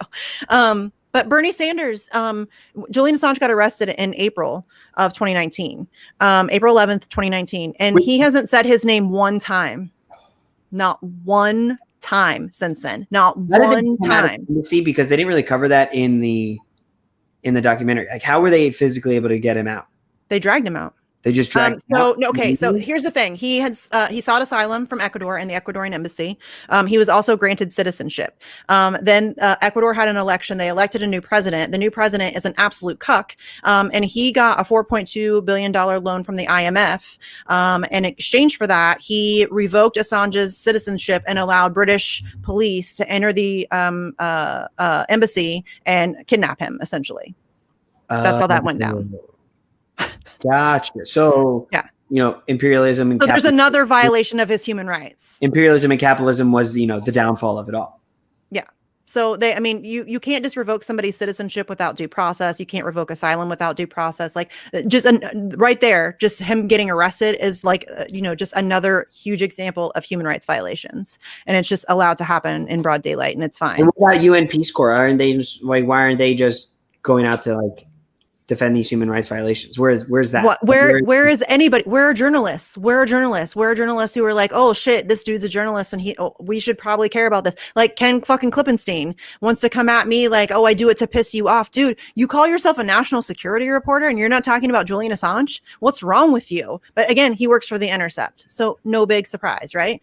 But just getting people to talk about Julian Assange is ridiculous. And these are people who should care. First of all, everybody should fucking care. I'm not asking you to be obsessively committed to it like I am, but you should fucking care. And especially somebody who calls himself a national security reporter. This is the future of your profession right now on the line. And you don't want to talk about it. And it's ridiculous. It is ridiculous. Oh, see, you got to stop mentioning Assange, because then I get very distracted and I can rant. Like, I can make this whole show just me ranting about the things that piss me off about Assange. Also, my mom just brought me a Red Bull and I love her for it. That was very cool of her. So yeah, you could get me going on Assange for ages and ages and ages. I have gotten better at my elevator pitch though. It used to be really difficult for me to go on why am I blanking? Fault Lines. Jamarl and Shane are really cool about having Assange activists on. They've had me, they've had Glory, which is cool. I always appreciate people who, and it doesn't have to be me, but anybody who will boost activists, that's cool of you. But I used to be really terrible about going on there because it's really, you only have 15 minutes. And especially with something like the Assange case, it's so complicated. It's really hard to squeeze everything in that you want to say. But I've gotten better at it. I've been working at it. It's hard though. Where you say since the arrest in 2019, no progressive has said his name. AOC said his name one time. Jeremy Scahill asked her about Julian Assange, and she said that Edward Snowden should absolutely be pardoned, but as far as Assange is concerned, she has concerns. And that was her only time she's ever said his name. Nobody else has. Ro Khanna may have said his name, but I don't know for sure. And I don't think Ro Khanna is a supporter. I think he's one of those guys that does the, he's a bad guy, but he does that thing.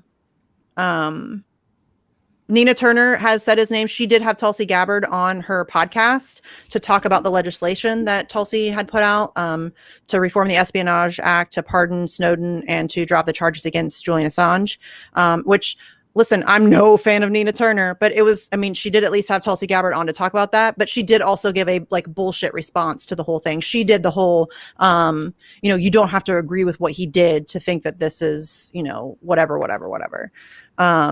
But at least she did have Tulsi on to talk about it. And Tulsi was, I don't care what you think of Tulsi. She's awesome on Assange. So is Tulsi the biggest name on Assange? In the United States? I would say probably. Sleepy, I don't know if you're there, if you're doing something, but yeah, I don't know. I can't think of any. 1.1 million Twitter followers. I don't know. I don't think there's anybody else really in the States which is so depressing. So depressing. People should be talking. John Cusack's out there pushing Russiagate bullshit, and I saw that, and I was trying to find the Ashton Kutcher thing you mentioned on Twitter earlier today, and I could. He's a CIA spook. I don't know why anybody is still pretending like what he matters. What did he say? What did he? Some China bullshit about how they use propaganda to mind control people or some bullshit, and it's like, it's just like it's Chinagate. What's so dangerous about that is all it does when people talk about North Korea and China and how they're communist states, all it does is it creates, a false narrative on the true meaning of communism.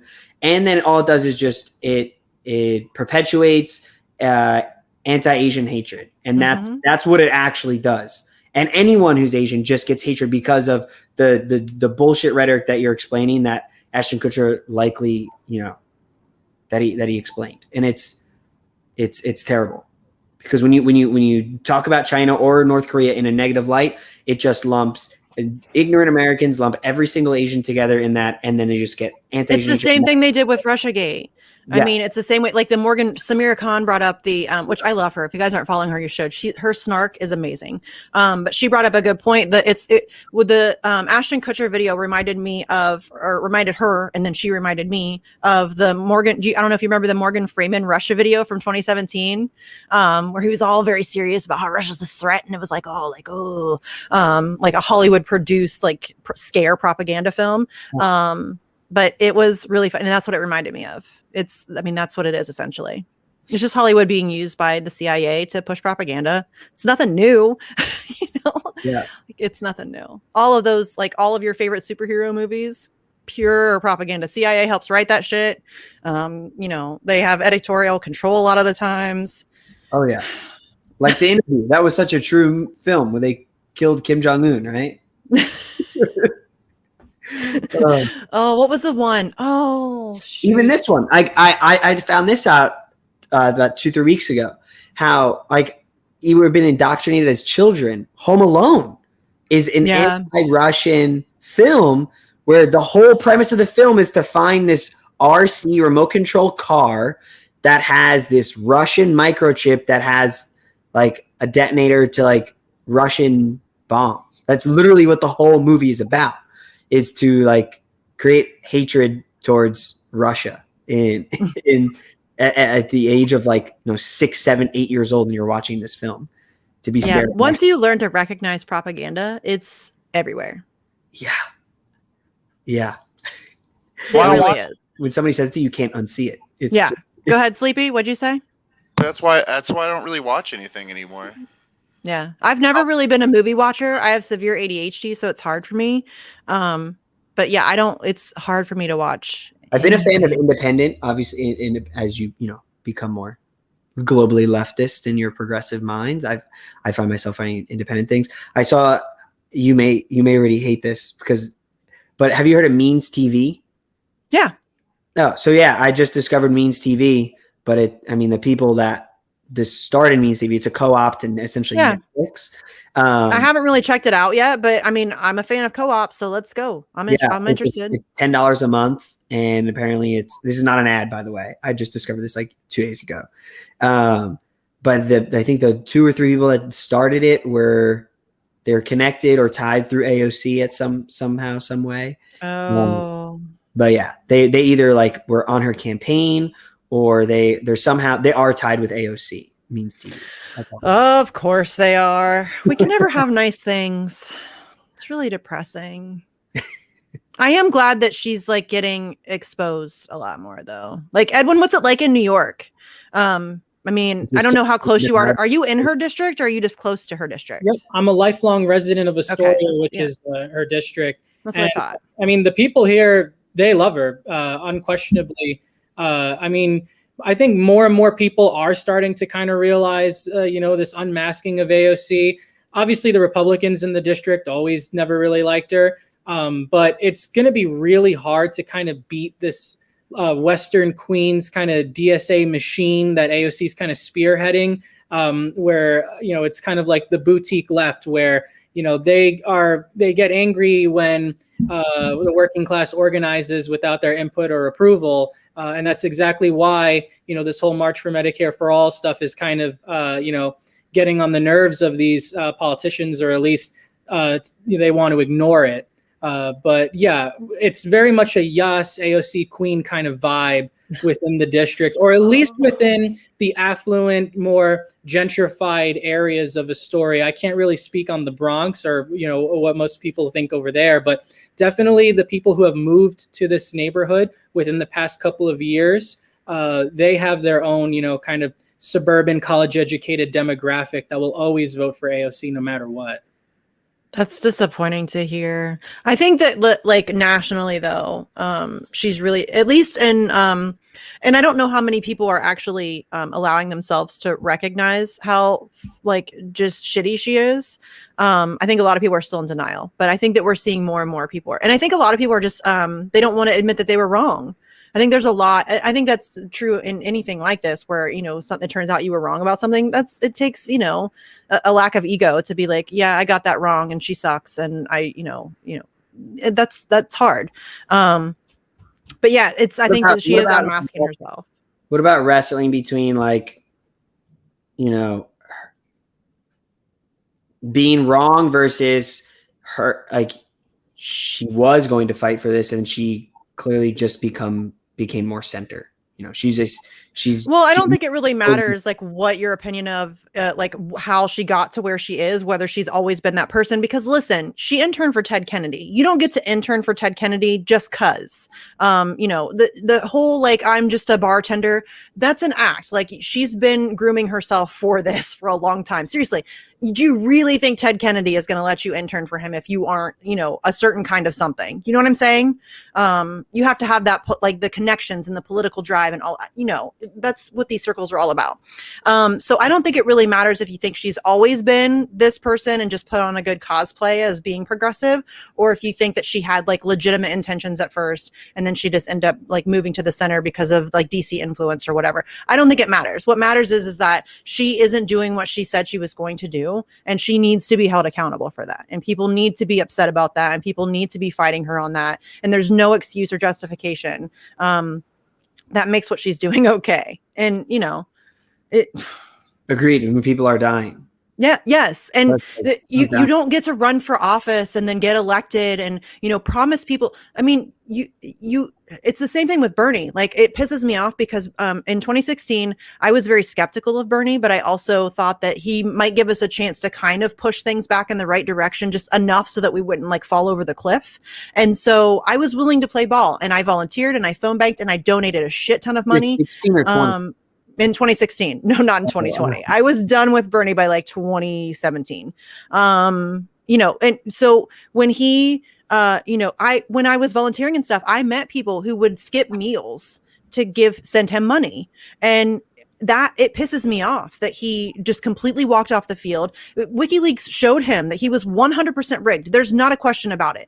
And it's not just him that was cheated. It was all of his supporters who got cheated too. They worked their asses off for him. And he just walked off the field and didn't do a goddamn thing to fight for them. And it pisses me off. And then, then you have like an AOC who, makes all these huge promises about how she's going to go challenge Nancy Pelosi and she's going to fight for healthcare and she's going to, make sure that the Democratic establishment isn't gatekeeping progress and all of this stuff. She makes all these big claims and people sacrificed for her and sent her money. And then she sent their money to CIA approved Democrats. And that's disgusting. And she should be held accountable for that. And I don't know why people are willing to make excuses for that shit. It's not okay. And I mean, I get kind of ranty about it, but it really pisses me off that people are still stuck in the cycle where they hold these politicians up as if they're, you can't criticize them. And fuck that. They should be criticized constantly. Every move they make should be scrutinized. Every vote, every propaganda, every platitude that they spit out, every tweet that they promise some bullshit on and then don't. You should be criticizing them. Again, people are dying. This isn't a game. I don't know. I know that sounds very dramatic, but Jesus fucking Christ. At what point are you going to stop making excuses and start caring about the fact that these elected officials who promised you the world aren't doing shit while people are suffering? That shouldn't be okay with anybody. And they're not doing this for free. I mean, they're getting paid a lot of money. They have great healthcare plans. So for them on a personal level, it's hard to feel the sense of urgency. It's easier to say, oh, we'll just wait until the next election cycle, or, oh, just wait until, we can get this person, X person into office. No, if not now, when? During a deadly pandemic, we need justice at any means necessary. None of this backroom dealing BS where we're not getting any progress, really, especially on the healthcare front, where, they basically gaslit us and said, okay, we got to save our leverage for a $15 minimum wage. What was that about? You dropped the ball on that as well. So, all of these phony excuses for why, a vote couldn't have been forced on Medicare for all was just that, phony excuses. And it revealed a lack of courage, a lack of willingness to fight the establishment and the powers that be. Just now, I think the AOC and the squad are finally starting to play hardball with this infrastructure bill. And Okay. sure, we'll give credit where credit's due there. But come on, I mean, you should be doing this all the time. That's why we put you there. That's your job. So you do it once, great, okay. But, we're still dying. We're still suffering. Time is running out. The planet is melting. We cannot wait another 10 years, 4 years. It needs to be done right now. Biden can use Section 1881A of the Social Security Act, which says anyone who is exposed to an environmental health hazard can be granted free health care. That needs to be applied to everyone because everyone's been exposed to COVID-19. We can actually get Medicare for all right now through executive order, but they're choosing not to. They're doing it intentionally. They want us to suffer so that the private health insurance companies can make large sums of money. And obviously, even the VP, who's a co-sponsor of the bill, mocked the idea of Medicare for all, because at the end of the day, it's all about greed. It's all about power. It's all about the divide and conquer agenda, which exactly why the mainstream media wants us to be so angry and hateful at each other, is because we won't unite and do what we're doing with these kind of marches and actually amplify our voices against the establishment. This working class coalition of populist left and populist right, nothing scares the establishment more. Nothing. Oh, why do you love fascists so much? I get that all the time. All the fucking time. It drives me crazy. People seem to think that like anybody to the right of Bernie Sanders is a literal Nazi. And I'm here to tell you that there's a lot of space in between Bernie Sanders and actual Nazis. There's a lot of people in here that we could be having conversations with. And those people actually agree with us on a lot of things. Ending the wars, healthcare, education. Like there's a lot of the same things that we could be fighting for and joining up for. And that doesn't mean we have to be best buds. Like you don't have to have these people over for dinner and go on vacation with them. You just have to be willing to put aside your ego to fight for something that you both want. I don't know why that's so controversial. It's fucking ridiculous. And all it is just establishment propaganda to keep us all from joining together. And I'm like, if my Assange activism has showed me anything, it's that is absolutely fucking possible. People in the Assange movement come from all different walks. It's like across the political spectrum. There are all kinds of people. And I am able to successfully work and organize with them on a regular basis because I don't give a shit. I don't care.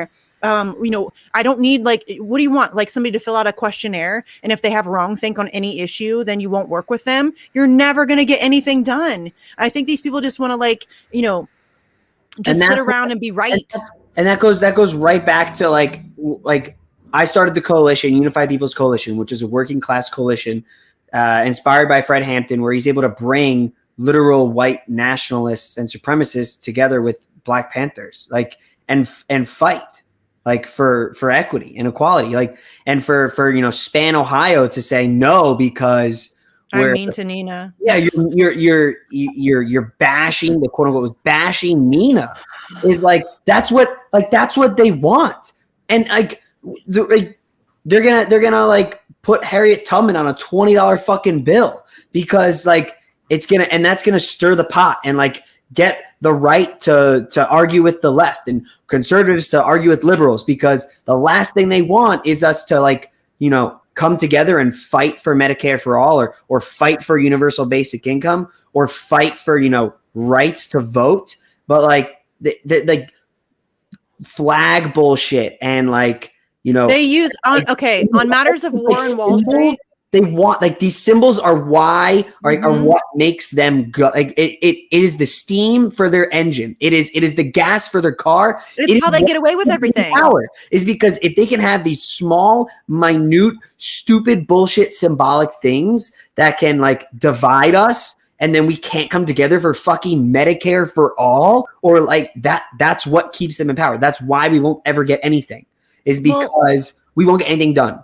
They want you to listen. They want us to my think neighbor, and they're not. Yeah, my neighbor is not my enemy, and that doesn't mean I have to get along with all of my neighbors. That I have to like. Again, you don't need to hang out with them. But my enemy wears a $5,000 suit and sits in a boardroom, and they use all of this emotionally driven stuff. Yeah. And that's not to say that these aren't important issues. I'm not in any way diminishing these issues. Trans rights, abortion rights, religion, all of these things are legitimate issues that we do need to have conversations about and find a way to have some level of understanding amongst ourselves, right? That's all we need to do that. We can't even begin to have those conversations until we deal with the system that's killing us. And that they use all of these things because they are emotionally driven, which means it makes you easily distractible, so that you don't focus on the man behind the curtain. And we need to focus on the man behind the curtain. We need to figure out a way to get a system that actually works for the people. And then we can talk about the specifics. Then we can get into the nitty gritty. But we can't really do any of that effectively until we deal with like the actual root cause. Yeah. And I've like stayed away from like, when people try to spark debates over the last like 3-4 years, like I've always would get them in like Facebook or on Twitter. And like now over the last like 7-8 months, probably a year, it's like my replies are just, this is what they want you to do. They want you and me to argue over this bullshit topic because they know if we don't come together, they get to do whatever they want. Mm-hmm. Like this is what they want. You are giving them what they want. Just for us to bicker about something stupid. About some podcaster or some YouTuber. I don't give a shit about, I mean, listen, I love Jimmy Dore. But I don't give a shit about Jimmy Dore. Like, I don't care what you think about Jimmy Dore. I don't care that you don't like him or you think he's too loud or he yells too much. I don't give a shit what you think about me. I don't care what you think about my approach. It should be bigger than that. It should be bigger than personalities. It should be, like somebody was trying to say that the reason Nina wouldn't come to the march is because I'm mean to her. Is she really afraid of me? First of all, if Nina, if she had agreed when we initially asked her to come to the march, I wouldn't have been rude to her. I wouldn't have called her out on anything. I might have maybe suggested she say free Assange, but would have been one of her best PR moves was to go to the thing and then then you get Misty saying great things about Well, and not only that, we talked about this when we were trying to figure out how to address it. And I said, I need to stay out of it. I've been very openly critical of her. So I'm just going to be quiet. You guys approach her, see what she says. When you stayed out for the I stayed out. It was so hard. -7 days, T-minus 5 days. And then it started coming up. And then Span, Ohio gets. You guys have no idea how hard it was for me to be nice.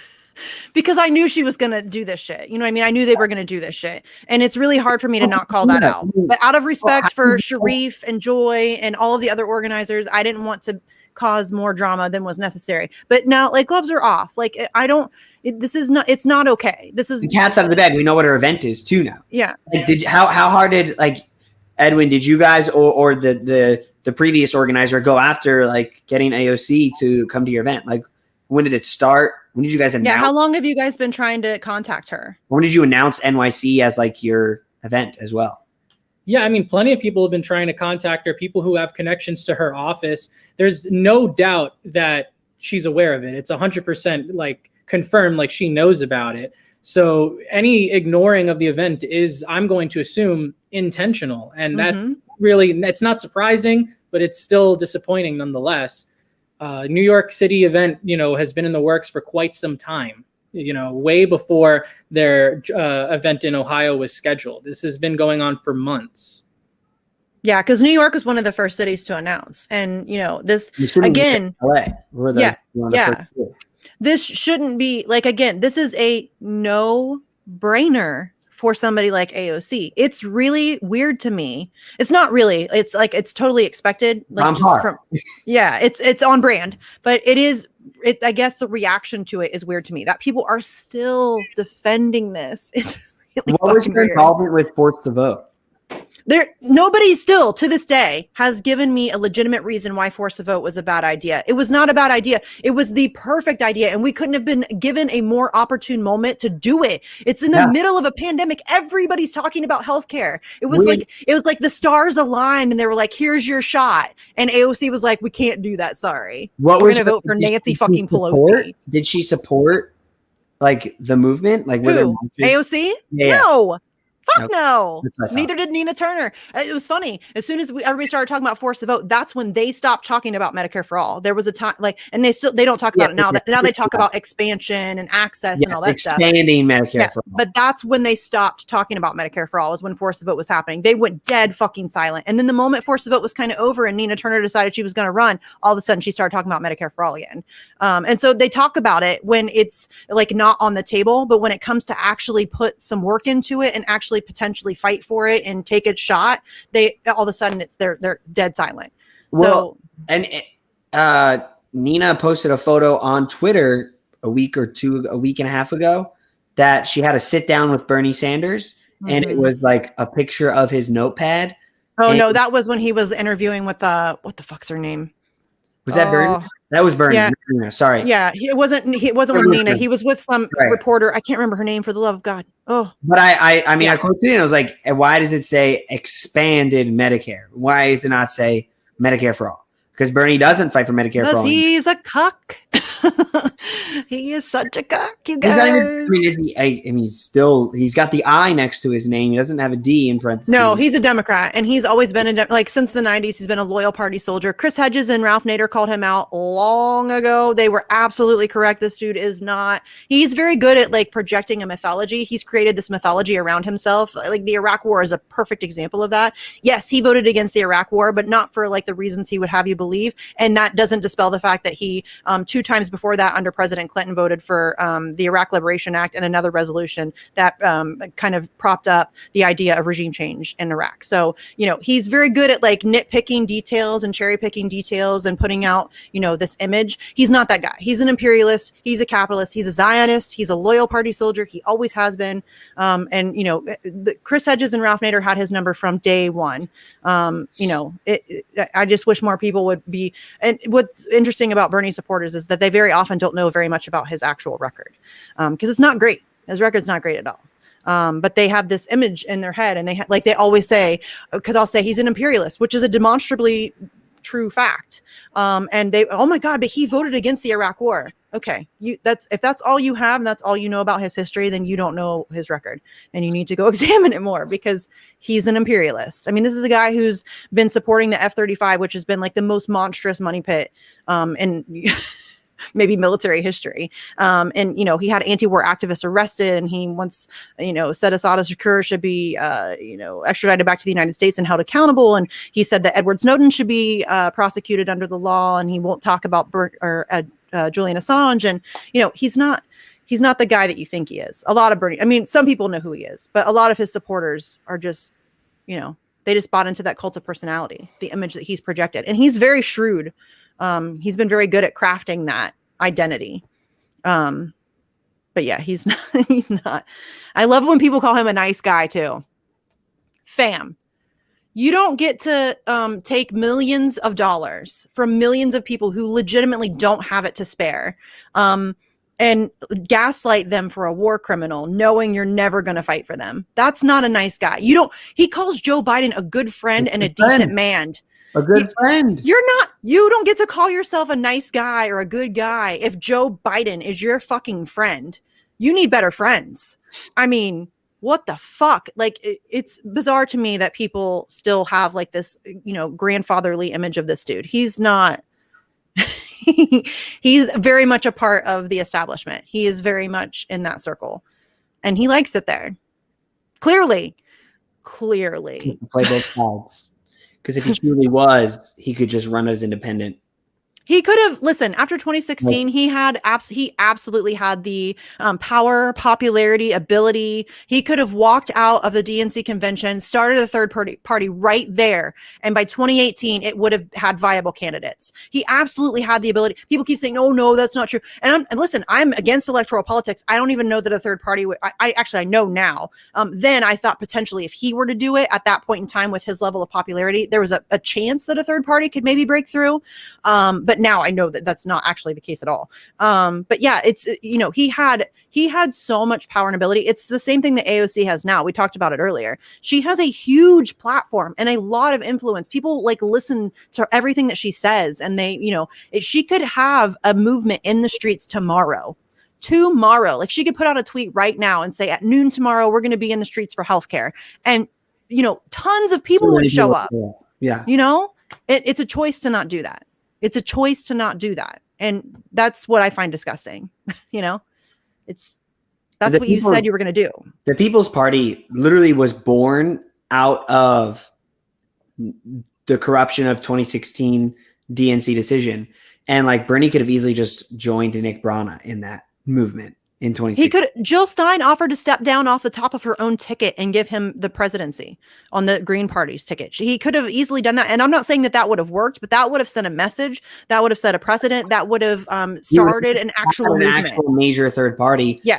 That would have really shown that he meant what he was saying and that he was legitimately there to fight the establishment and challenge the status quo. And when there like during the 2016 DNC race, like after like Hillary started taking the lead, I was like, oh, he's not going to endorse Hillary. Like in my mind, I was like, he's probably going to endorse Donald Trump. Like that was like to the point I was like, he was so anti, like I believed he was on this. I was like, maybe he'll actually endorse Trump because he's so anti, establishment from what it seemed like my ignorance. No. You know what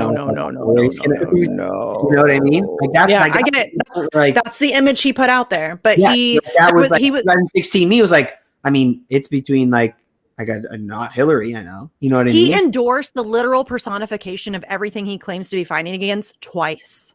Like Hillary Clinton and Joe Biden are the embodiment of everything that he claimed to be against, and he completely bowed down, capitulated, and then endorsed and stumped for these people like a lot. He stumped more for Hillary than Hillary stumped for herself. A global pandemic, and he had more events than Joe Biden had.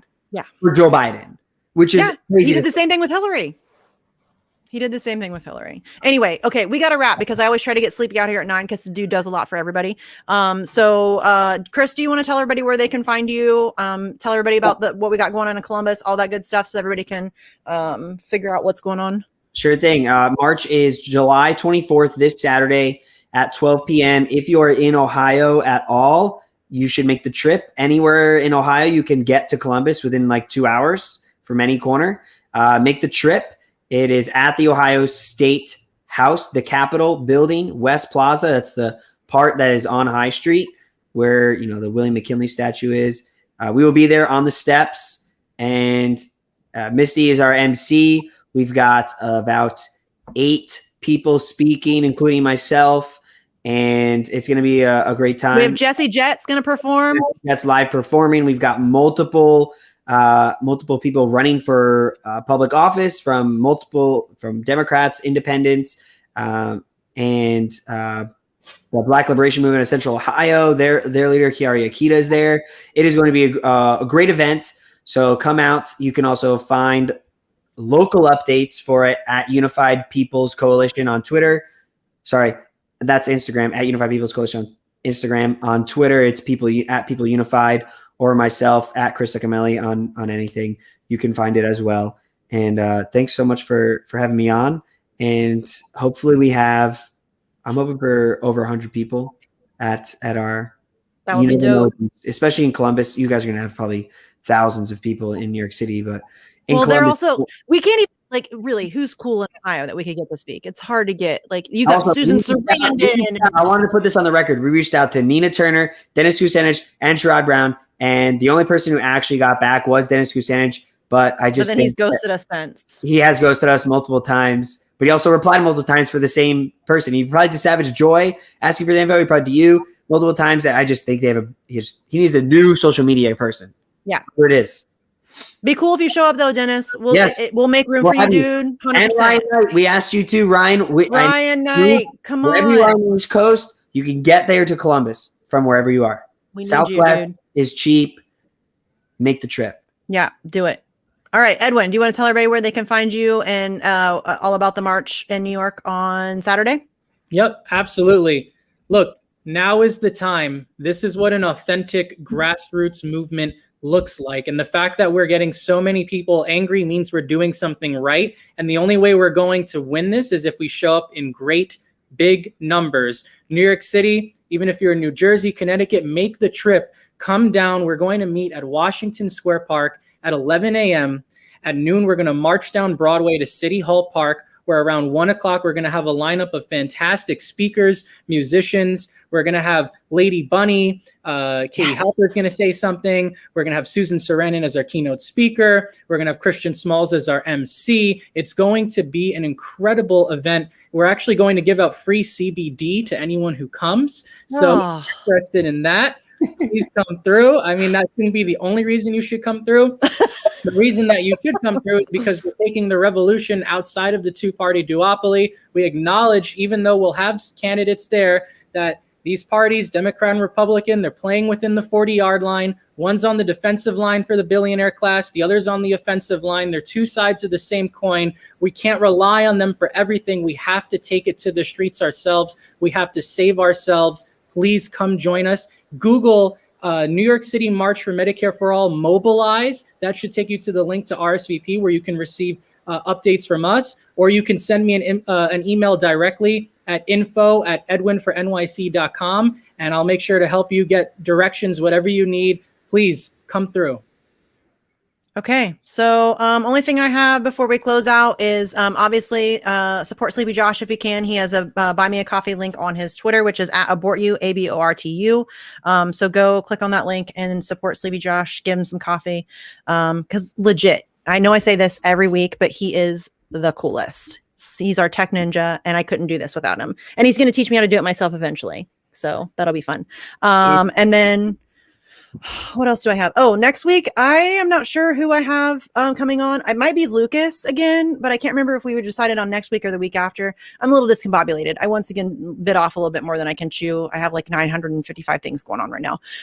So next week, Randy Credico is trying to get some events in DC going. I was supposed to go, and I screwed up my weeks, and I don't know if I'm gonna be able to make it down there. I really want to get down there for Tuesday, if at all possible, for the Daniel Hale sentencing.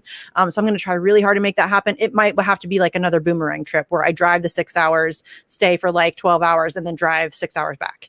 That sucks, but I would really like to be there Tuesday, if at all possible. So if you're in the DC area next week, go check out Randy Credico's events. Let me think. I always feel like I'm forgetting important stuff. Sleepy, am I forgetting anything like for X or no? Am I forgetting?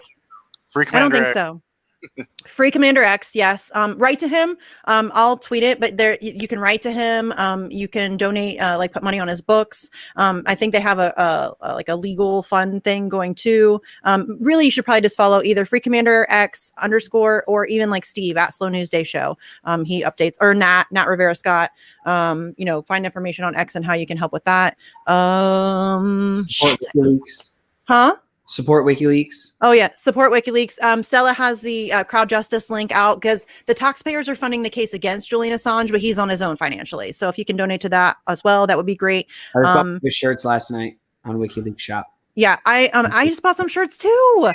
Like 2 days ago, I got like a couple tank tops, and I think I got a hat. Maybe I buy merch all the time. I have a ridiculous amount of WikiLeaks stuff.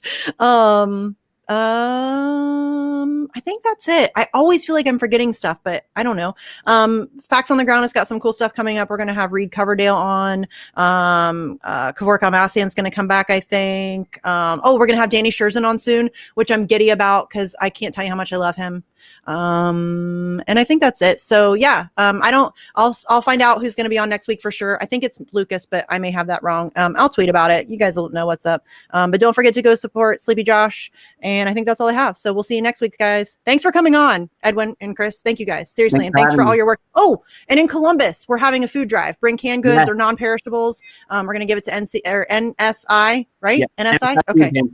Yes. So we're kind of combining forces with them so that we can, try to spread out the love a little bit. So while we're marching for Medicare, we will also be collecting food for the less fortunate, I love that. So yeah, bring your canned goods, please, if you're coming to Columbus, and come to Columbus. It's going to be great. And that's all I have. So we'll see you next week, guys. Thanks. Thank you. See ya. Thank you.